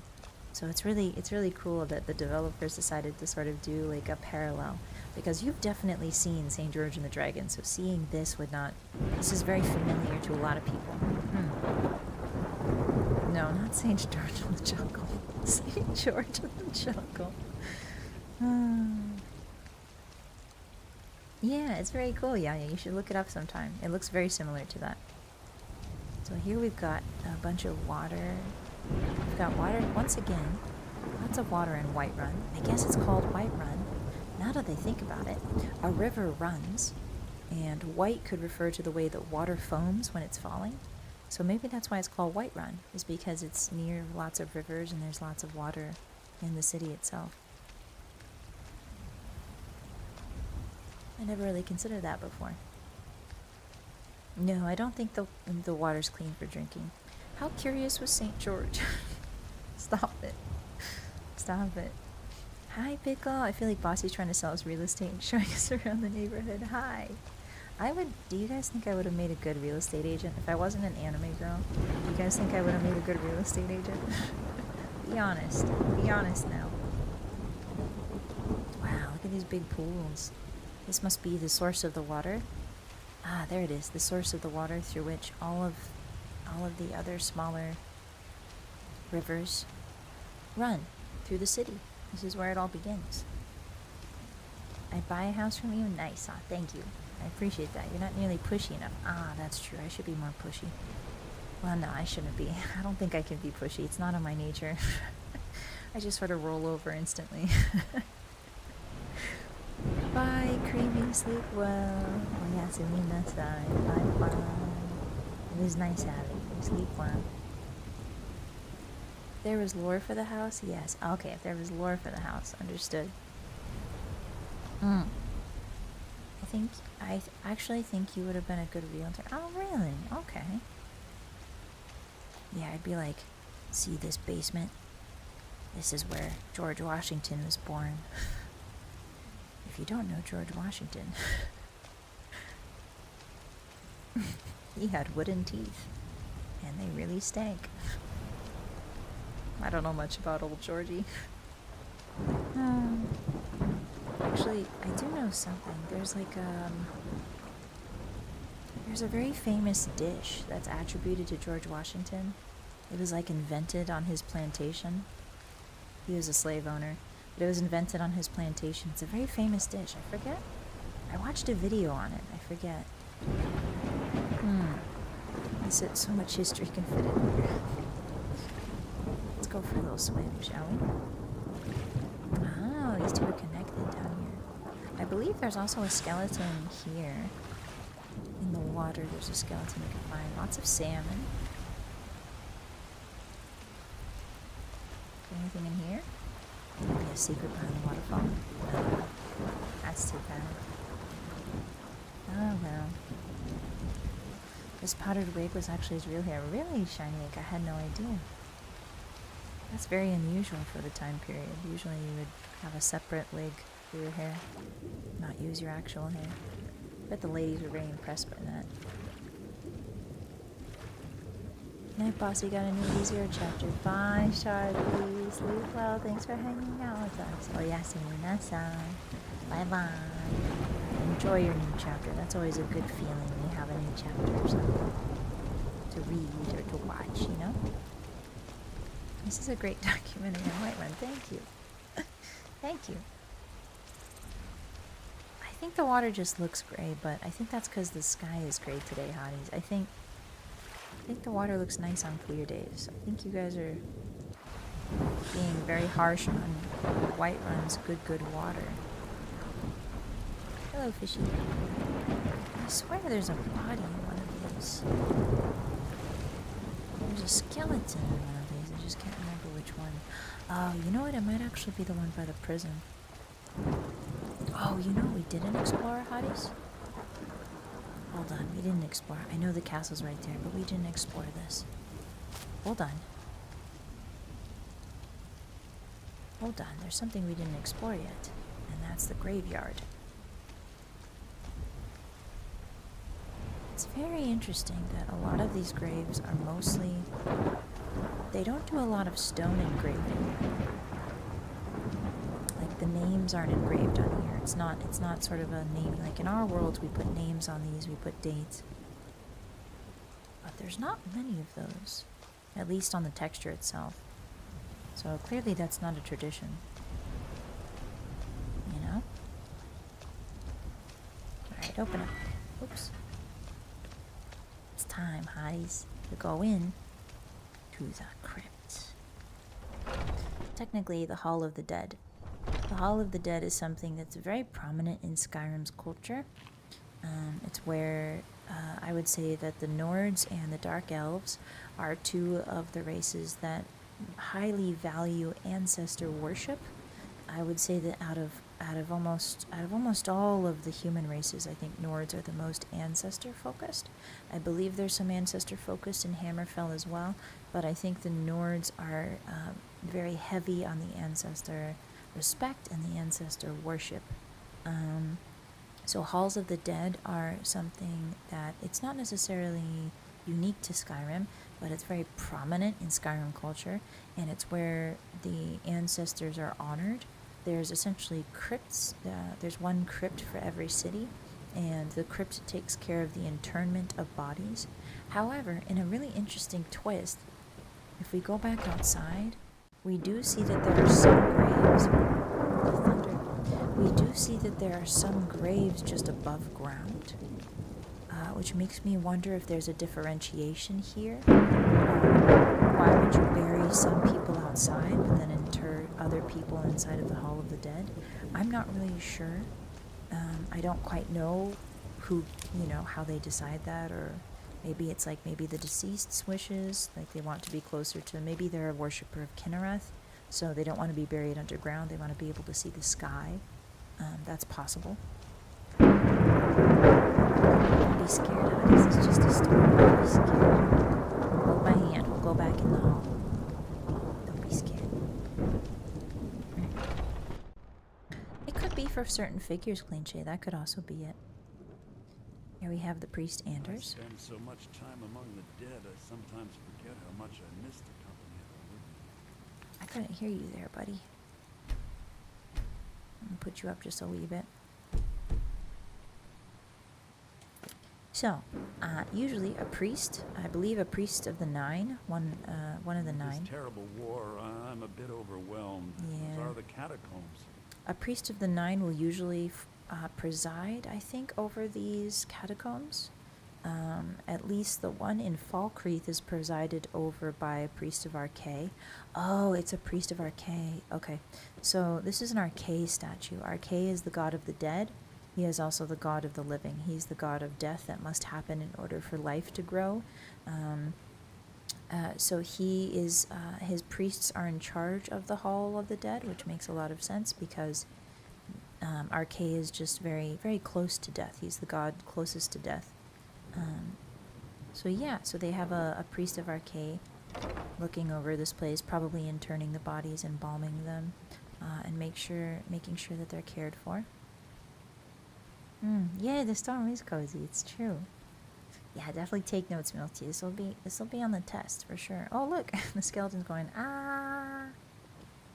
Me at the dentist. Me at the wolf dentist's office. Ah.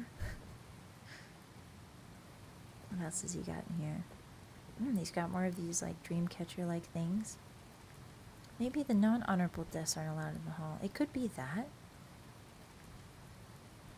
Marker stones. Oh, maybe, Todd. I didn't think about that. Yeah, the storm sounds are very relaxing. Don't stop. Stop peeing yourself. Stop it. Ooh, actually, I get to show you guys this finally. So this is a potion of fire aversion. But this is the round potion. Look at that. Isn't that pretty?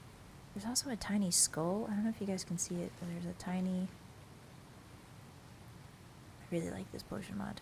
There's a tiny eyes on the lid, like a tiny skull, to indicate that it's poison.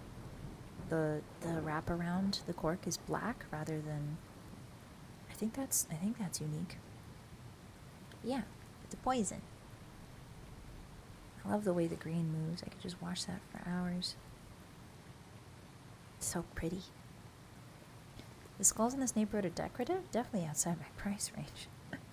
We've not prayed in a while. You know what we should do, Hotties? We should go outside and pray in a thunderstorm completely naked. Give me a second. I spend so much with this terrible war. Sorry, buddy. I didn't mean to bring you out with me. You should pray in the middle of a graveyard. Completely naked.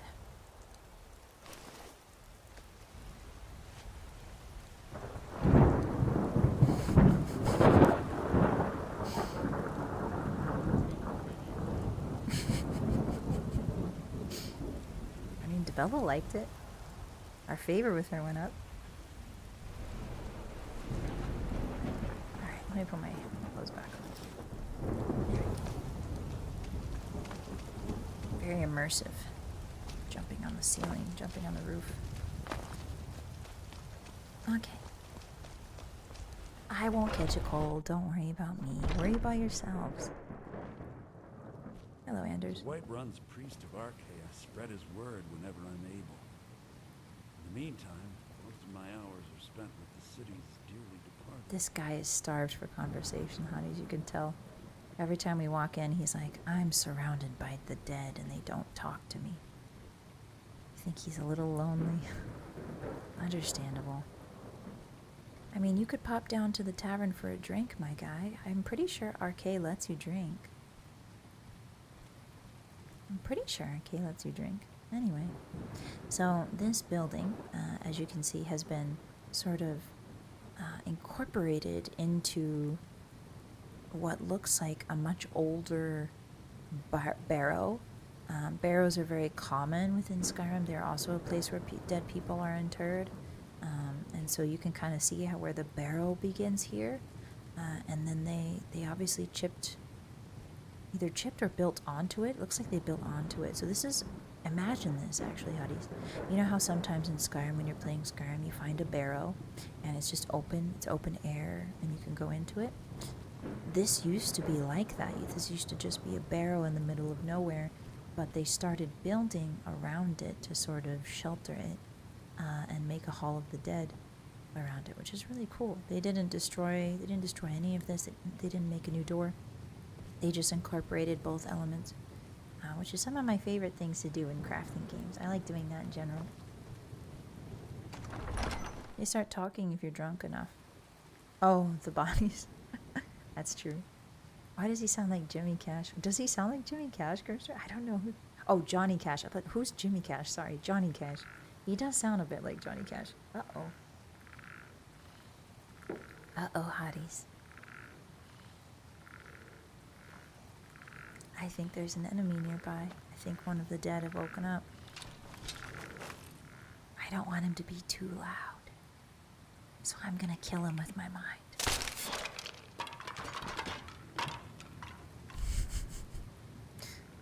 I don't want him to be too loud. Hi, and I welcome in Pilates. Did I say Pilates? No. I was killing with my mind bullets. Yeah, bone cracking ASMR, guys. Why can I hear...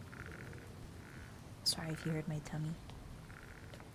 I'm really scared about the hotties. When I do get an ASMR mic, what if you guys hear my tummy? I'm scared. Alright, so let's go back to the beginning here. This is the Hall of the Dead. It is a very large barrow that's been converted more friendly. You can see lots of tables and carpets here. Normally barrows don't have these nice accoutrements like candles and tables and chairs and, you know, all that sort of stuff. But this barrow does because it's in the middle of town and it's used to inter all of the citizens in Whiterun. Oh, that's a different door. Oh, that's a different door. Okay. Hello. Don't do that, please. It's too loud. Sir, this is a Wendy's. I know that's probably somebody's ancestor, but who is rezzing you? I don't know if there is a canonical reason as to why there are walking skeletons in the barrows. I don't think there's a canonical reason. Unless there's a necromancer around, it doesn't really make sense for these skeletons to be walking around. Because it's the priest of Arcade's duty to make sure that the dead rest restfully. Oh, we can take these coin purses. We don't need to steal them. Oh. So I don't think putting skeletons in the Hall of the Dead was necessarily a good idea. Because it doesn't make a lot of lore sense.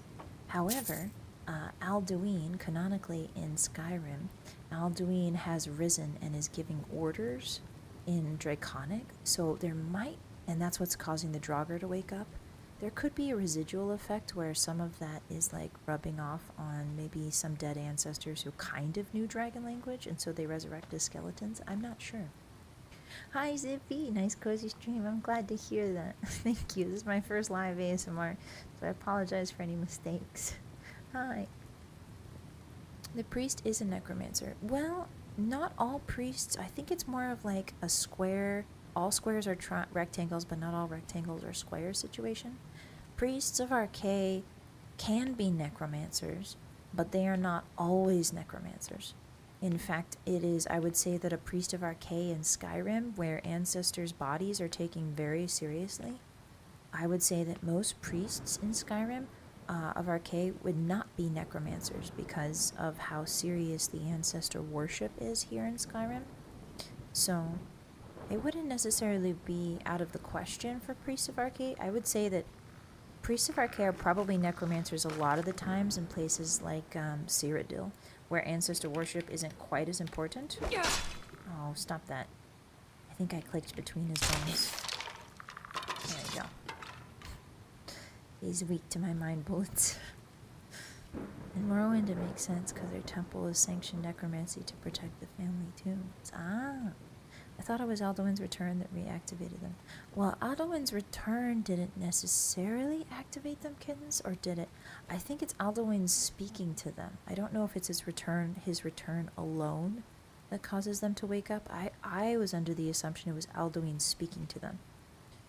But I'm not sure the exact mechanics of dragon magic. It could be that the dragons cursed the Draugr bodies or the ancestors of the Nords of the early men to arise whenever a dragon is present. However, if that's the case, then Parthenax being alive would mean that the Draugr would be alive and walking around. But I believe he's speaking to them. I could be wrong, though. Hi, JR. Hi. Welcome in. Deleting someone just so they can't interrupt the tour. I'm not deleting them. I'm using mind bullets. It's a very different thing, Pickle. That's the Dragon Priest curse. Ah, thank you, Yasin. I heard someone whispering lore. It looks like they just drop bodies right on the shelves. They don't just drop the bodies right on the shelves. They do care for them. Video games are kind of limited in the extent that they can convey certain cultural aspects, especially in a game as varied as the Elder Scrolls. So we just see a skeleton here, but it's safe to assume that this skeleton was like mummified properly, like, you know, all their internal organs taken out, you know, rubbed with probably herbs and spices to keep the smell down, and probably buried with some of their favorite things like jewels and stuff. Maybe even wrapped in linens, but it's been long enough that things have started deteriorating. But that would be the Priest of Arcade's job, is to make sure that these bodies are all taken care of. So yeah, I don't know. Me throwing rage spells in the catacombs to see if they're alive. That's a good way to check, Ad. That's a good way to check. Alduin reactivated the Dragon Priest, and then the Priest raised the Dragon. Oh, is that it, Max? That's probably it. That's definitely it. I'll have to double check on the intricacies of dragon magic. It's very complicated, and it's very different than almost every other type of magic. Here we have a little fire going. Some snowberries in a wreath here. This is a nice place to pray. It's a nice place to visit your family, maybe have a drink or two. Say hi to Grandpa, so to speak, nice and cozy. I imagine it's very warm in here compared to outside. I imagine, like, with a tomb like this, a very small room with a nice fire going, it's gotta be nice and cozy. There's probably not a lot of wind in here, too. Not a lot of wind. You can't hear it anyway. Witness, thank you for the bits. Does Droggers go to the bathroom? Yes, they do. They certainly do. Sometimes they even drog their ass across the floor to get rid of the poop. Alright, I'm cutting that part out of the ASMR video. Thank you very much for the biddies. Yeah, just say hi, Gramps. That's what I inferred. It's a good inferration. It's a good inference. Eyes of Fire. Draugr parties go hard, though. I bet they have the best parties. I bet the Dragon Priest turned up with a Draugr, as the kids say.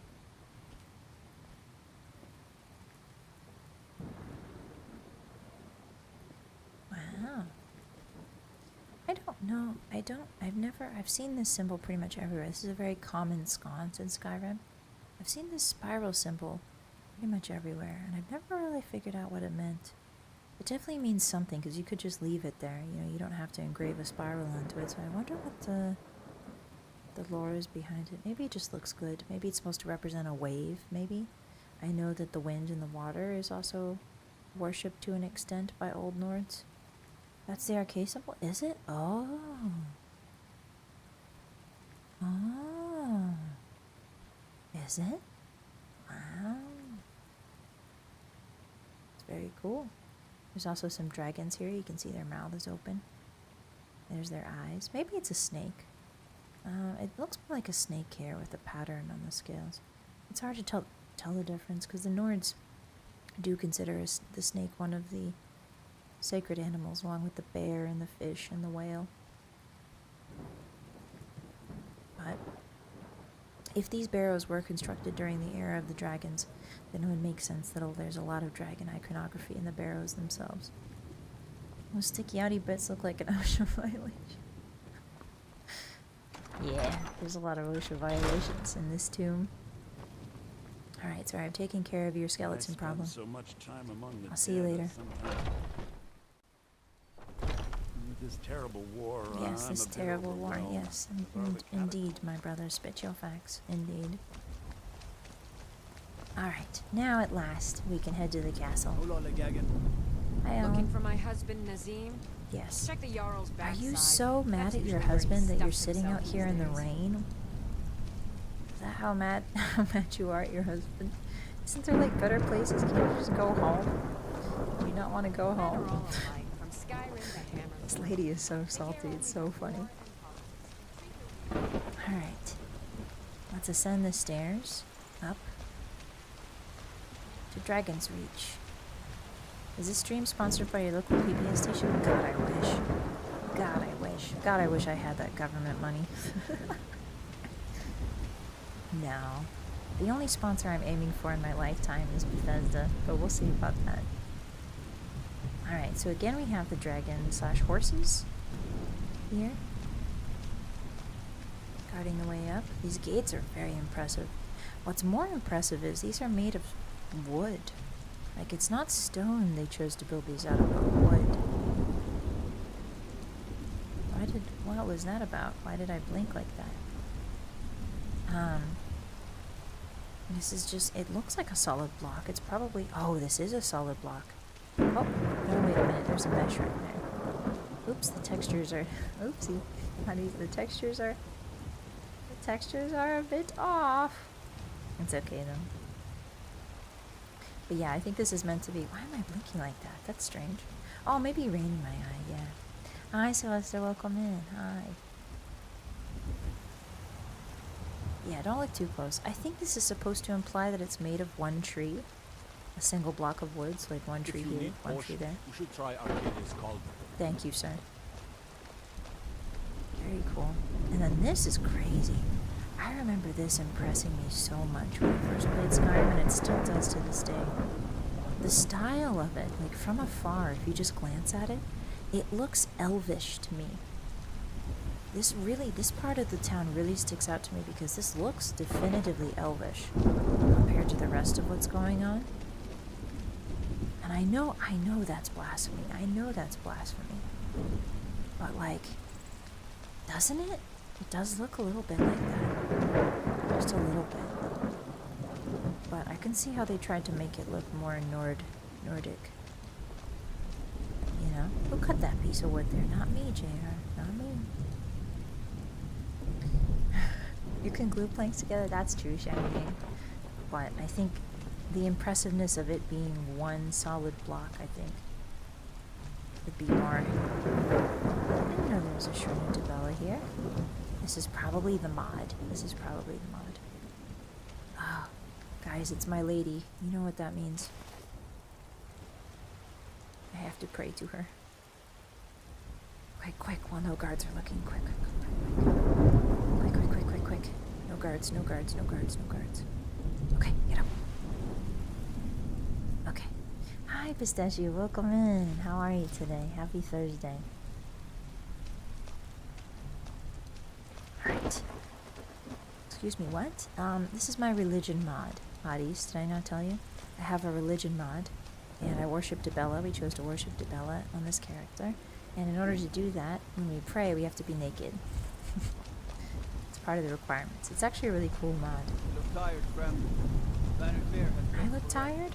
Yeah, I've been running around in this rain. Hatred of the great plan battle. Alright, let's go into Dragon's Reach. Dun da da. You can hear the rain faintly. There's so much light in here. Look how big the pillars are. I like the carvings in here too. These are very Celtic knot-ish. If you guys have ever seen a Celtic knot, this looks very similar to that. Yeah, it's just so impressive. It's so huge. And it's strange because you would think that every Jarl's like place would be as equally big, but Whiterun is the only place that has a castle like this. All the others, except for Solitude, I think, are very small. So it makes you consider the fact that maybe Whiterun's more powerful. I do kind of wish they had given really big castles to every Jarl. Because it kind of puts the other Jarls to shame a little bit. Whoa, there's a whole deer up there, I never knew. Oh, that window is really cool. Look at that. Wow. Whiterun is a trade center. That's very true, Pedro. It is a trade center. The Imperial Throne is such a perfect track for this room. Yeah. It's very impressive. Look at the multi-layer construction. That's amazing. I don't even think I see vents up there. Maybe the window is a vent. If we look at it closely, look at all these beams, these beautiful curved beams. Imagine the artistry it took and like the knowledge of woodworking to make that. All these curves. Yeah, I guess that's a vent up there maybe. The smoke does hang in the air though. You can see it in the light. It's certainly smoky in here. It's interesting that the smoke is concentrated up here above this fire, but the smoke is also concentrated, the smoke texture at least, is also concentrated right here. Oh, by the other fires. Oh, guys, look. There's fire here, right? Fire in these little sconces, and that's where you find the smoke. Right here. Smoke texture. Right here. Oh, I guess it could be. I guess it's a little far away. That's okay, though. Whiterun was a forest before this architect got a hold of it. Yeah, the amount of trees is required. It's pretty baffling to think about. Hi, Hyper, welcome in. The Whiterun Castle was built. That's true. The Whiterun Castle was built for a specific purpose. I believe it was to capture dragons, right? Just to act as like a dragon prison. It's been a while. It's been a while with this place. Riften is pretty big. That's true, big guy. Riften is also pretty big. And theoretically, Riften should be a really big trade center too, because it borders Cyrodiil and Skyrim. But we've got the Mage's room first here. He's very neat and tidy, not too much clutter around. He's got some soul gems, so clearly he's been pondering them. There's a chest here. I always like to steal from this to flex on him because he's so rude to you at the beginning. But not today. I'll refrain from it today. Hi, Quachi. I have a serious question. Okay. What does Sigma mean? Well, Sigma is short for Sigmar, who is a god in the Warhammer universe. So whenever you yell Sigma, you're actually invoking the name of a god, so be careful with that, first of all. You never know when he might try to clap back at you. He's got a little office here with oh, look at all the books, Hotties. They're very well organized. Look at that. Except the bottom books for some reason. Yeah, the secret 10th divine Sigmar. Exactly. He's got some rolls of paper. He's got a jug. What do you think this jug is full of? Surely not water. Surely this guy doesn't drink water. It's probably full of mana. Mana juice.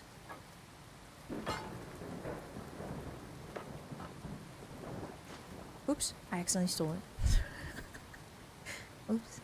Oops, oops, oops, oops, oops. Hotties, I accidentally stole that. I didn't mean to steal that. Whoops. Molasses? Oh, wine? Do you guys think he likes wine? It's full of knowledge. Come to Dragon's Reach to discuss the ongoing hostilities, like the rest of the great warriors? You say great warriors with so much disdain, my guy. For a mage who's throwing fireballs on the field and doesn't get up close and personal, you say great warriors with a hell of a lot of disdain, brother. Alright, open up. Silver is naturally antibacterial, so it's probably water, you think? Ah, here's his bedroom. Very sparse. It's very interesting that his bedroom is very sparse and small. It seems this damnable compared to his office. Like clearly there's more in his office. Me? He cares about this office, I think, more than his bedroom, because it's not. This is at least a little bit. It's got a little bit of stuff in it. You go to this one, there's nothing here. There's literally nothing here. Just a jug of water and a bed. So that's interesting. Farengar's rudeness can be excused by the amount of Nords he has to deal with. Isn't he a Nord himself? Is Farengar not a Nord? There's a tranquility in magic, don't you think? He sounds like a Nord. Is he supposed to be... Is he a Breton, maybe? Classic wizard. Classic wizard. Didn't realize this was an ASMR stream. It is, Hyper. It says ASMR in the title, silly Billy. Silly Billy. Oh, a long taffy treat. I love when you pick it up. It's just like 2D. Another wanderer, here to lick my father's boots. Good job. Your child, eat. Eat the sugar and stop being so crotchety. You're like 4 years old. You don't even have to pay taxes. The only grown-ups who talk to me are the kind I don't want talk.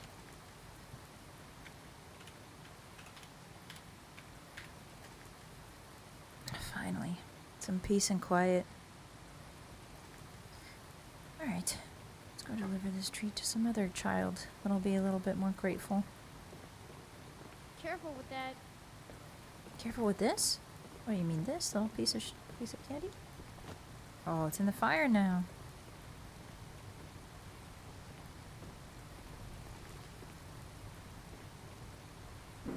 Light the flames. Chosen. Forsaken one. Tarnished. ASMR massacre. I would never ASMR massacre people. I would never do that.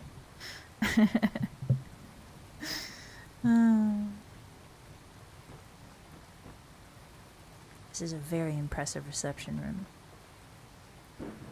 I like it a lot. There's an upper balcony. Can we get up there? Oh, we can, can't we? We'll get up there in a second. We'll go to the kitchens and then we'll go up there. I remember the first time I ever walked up here when I played Skyrim.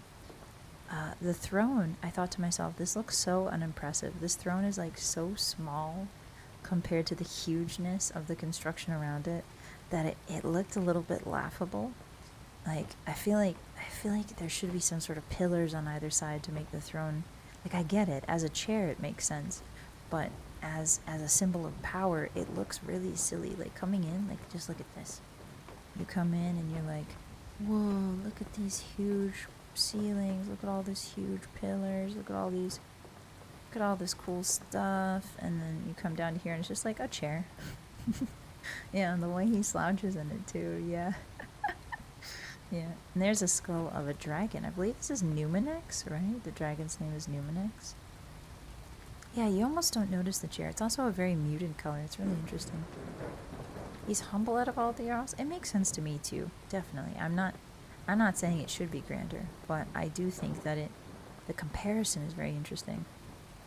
Modesty is a crime for boss. I mean, big guy, when you've worked your way up the nobility ranks and carved out a niche for yourself as the de facto ruler of Whiterun, I feel a little bit of pomp and circumstance is important, you know? Just a little bit. I would have liked a solid gold pillar on either side. That's just how I would run things if I was Jarl. You know, like a solid gold pillar, maybe some rubies, maybe like a flashy LED screen above it that says, I'm the fucking Jarl. You know what I mean? Sorry, I swore. I'm the Jarl. I'm the frickin' Jarl. But like but using the U, you know, not the frickin', it would be you.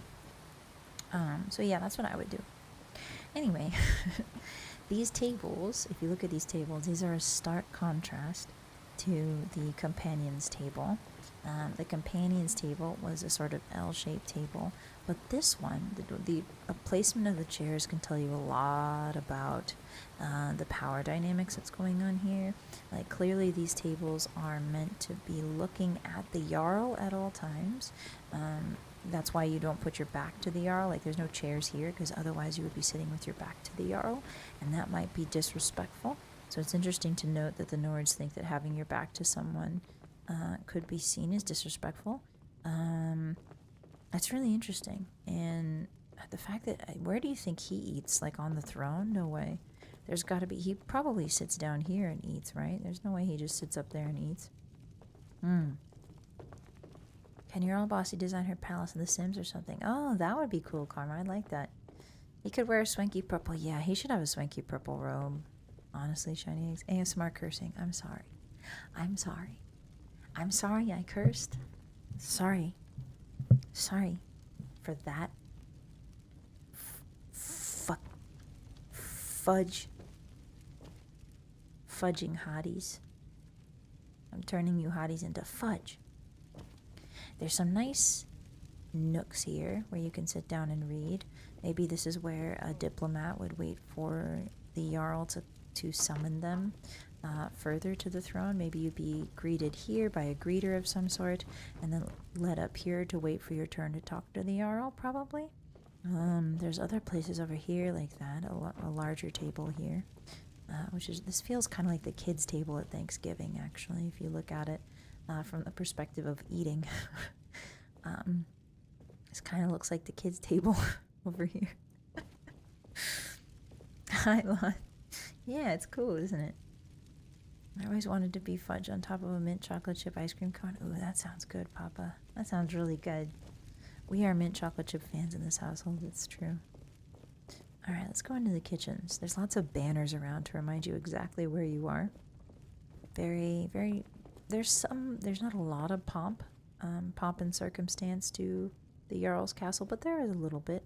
It's also very clean, which is in and of itself is a status symbol, because that means you have the ability to hire people to clean for you. Oh my god, this kitchen is so cool. This is my favorite part. This is my favorite part of the castle, hotties. Here you can see, this is the kitchen of Castle, like Dragon's Reach Castle. It's got this big, beautiful open oven here that you're able to put logs. Essentially, the way you'd start the fire is you would put a bunch of logs on top of the grates, and then you would light them. You'd have the kindling underneath, put the logs on top, and then you light the kindle. I am concerned a bit about the airflow. So you would have to use something like a bellows in order to make sure that this fire didn't, what's the word for it? Choke. I think it's called fire choking. And then it's got this really cool vent up here. I don't know if this is big enough. So there's a mathematical metric that you need for a fireplace. For a fireplace to be, I think it's like 3 times the width of the fire you need the vent to be, something like that. Or at least like something of that matter. So I don't think a fire this big, I think that vent's a little bit too small. I think it would need to be a little bit bigger in order to facilitate proper fumigation, but I'm not quite sure. Yeah, Whiterun smoke inhalation speedrun, exactly. Tamriel just isn't following OSHA regulations, Empress. We need to get them on this. What is the Empire doing? Anyway, there's an absolutely lovely spit right here, and in this case, I think the meat kind of just sort of hanging there and dripping onto the floor makes a little bit more sense, because it's so much more close to the fire. And it's also on stone, you know, so you can just wipe that up and throw it into the fire. It'd probably just fizzle out, and it's probably really nasty right there, though. And then you got a bunch of ingredients here. You've got a mammoth snout. I remember seeing. Oop. I remember seeing this for the very first time. I played Skyrim and I freaked out because I thought this was so cool.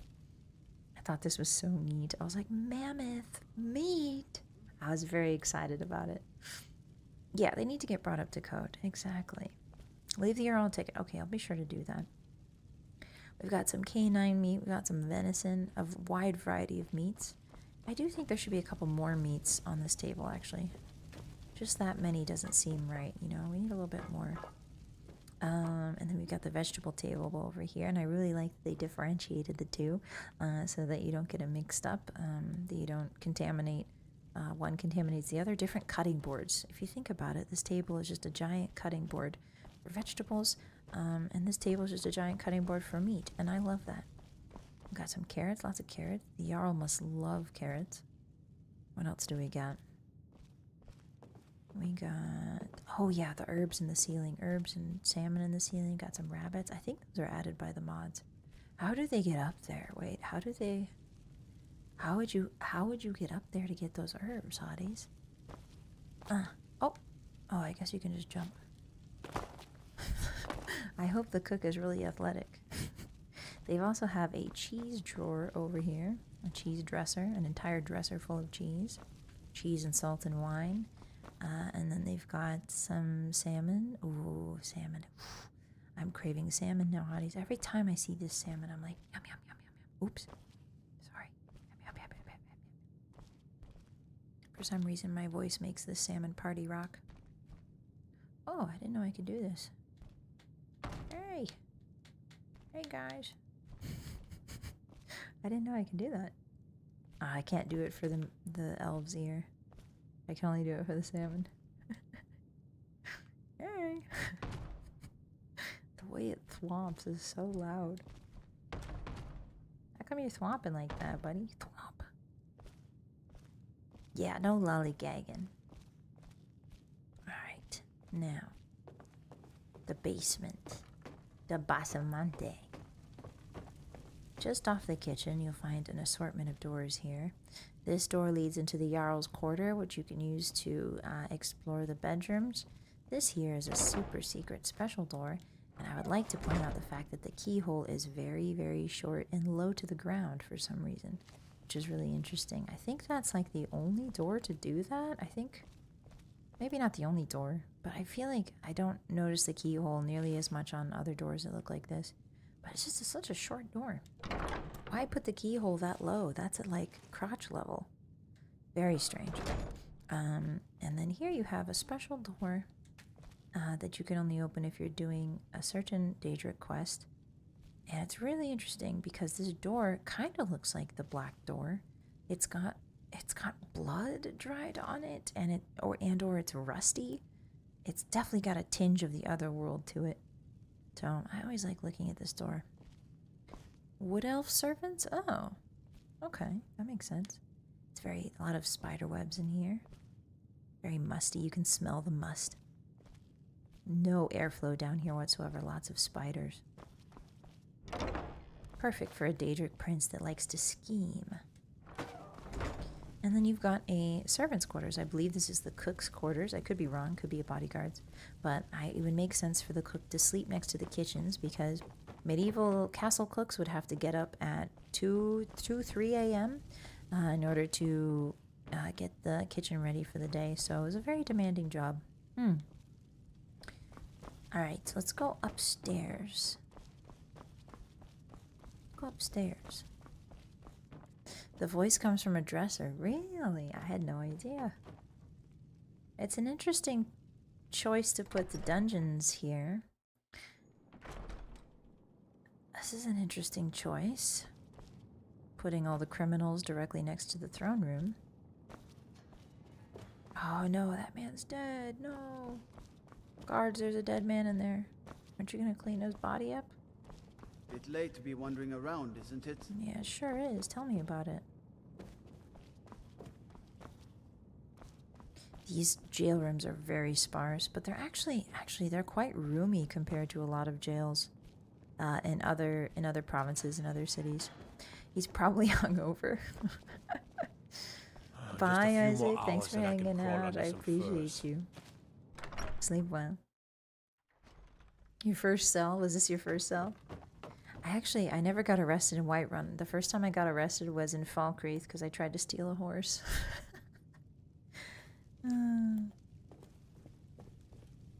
But yeah, it's pretty interesting that you have the dungeons right next to the throne room. What if a prisoner escapes? That doesn't seem right. What do I know? I'm not a castle planner. The fire pit's really neat too. I like this fire pit a lot. Very stone, lots of layered stone. I bet that stone gets really hot, but I bet that the stone out here is nice and just perfectly warm. This part would be not good to sit on, this inner part here. But like right here, this would be a nice, this would warm your butt up for sure if you sat on it. Yeah, a horse from Falkreath. I think it was the nobles. I think one of the nobles was passing through. Something like that. Somebody with a horse.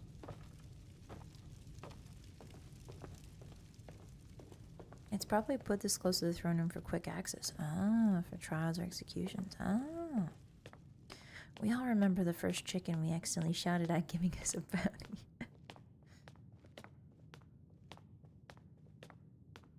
It's interesting that the outside of this castle is made mostly with wood, and the inside of the castle is made with primarily stone. It makes sense because wood is very flammable, so you don't want... Yeah, like this part is made with wood. All of this is wood, right? But then you get to the inner part, so this must be the old part. If this used to be a fort, this might be the older part of the building. The one that couldn't be destroyed by dragon. Like, stone doesn't get destroyed by dragon fire, right? Yeah, it doesn't make a lot of sense now that I think about it. If this castle was made for dragon trapping, why make the front part all wood? You would just have stone. So maybe once the dragons were all gone, this part was added onto it. I think that's what I'm thinking here. This old house Skyrim edition. Yeah, put me on HGTV, see what happens. I dare you. The dragon busted down the watchtower. That's true, Caro, but at least if a dragon breathes on stone, it does not set it on fire, you know? The stone is dragon D's. Hey, Bubba. Don't do it. Don't do it. Don't do it. Don't do it. Alright, let's check out the great porch real quick.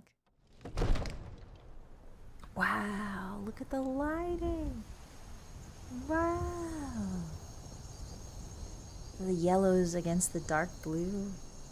Smoke that comes from the torch. The sound of crickets. Night bugs. It must be a warm night out if the crickets are calling. So this is where you capture a dragon in the story. You can see up there, that's the yoke, designed to capture dragons. You're supposed to lead them in here, I guess. It's a very tall ceiling. Yeah, you can see most of it is made with stone. You got the big chain and the winch over here. It clearly hasn't been used for a long time, but it's not in disrepair. It just hasn't been used.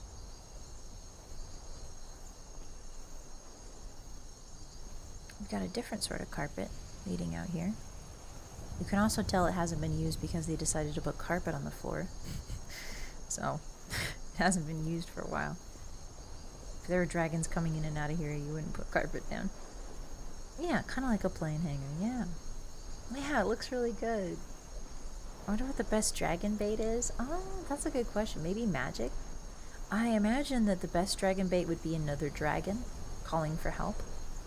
You could also have the Dragonborn or anybody who speaks the dragon language shouting challenges. Maybe you could try and provoke the dragons. I actually have a really funny story about that. When I first played Skyrim, my first dragon encounter, I was running across near Riften. You guys know those sulfur fields near Riften, north of Riften? They have sulfur fields up there.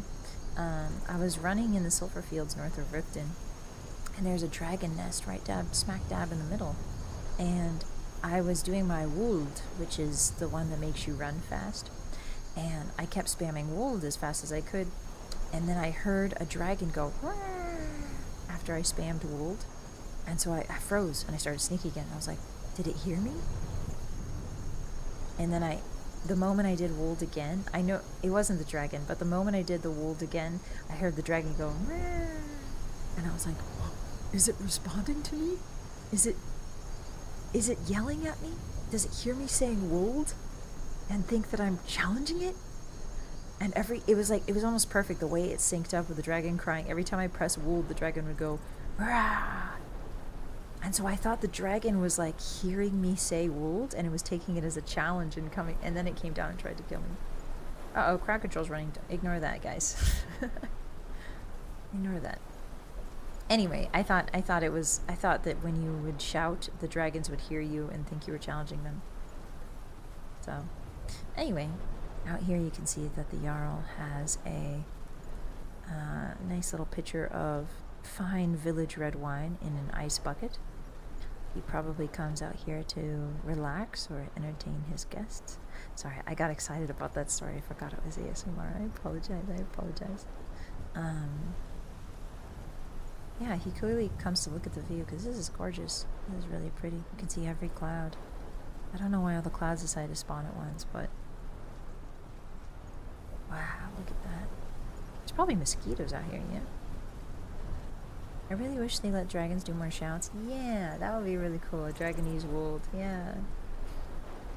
That'd be way cooler than I expect from Skyrim. Yeah, my brain was making up cool parts about it. Dragon fights are just debates. Yeah, exactly. Yeah, they're just debates. That's my favorite part. I like to tell people, like, did you know that Skyrim dragons are actually having rap battles with each other? Did you know the Skyrim dragons are rap gods? Yeah, the dragon was saying I was pronouncing it wrong. Yeah.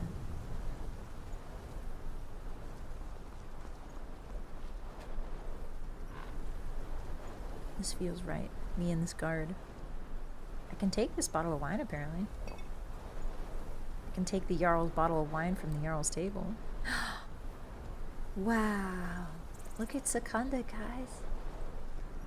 So big and red. Wow, it's slowly moving. That's so cool.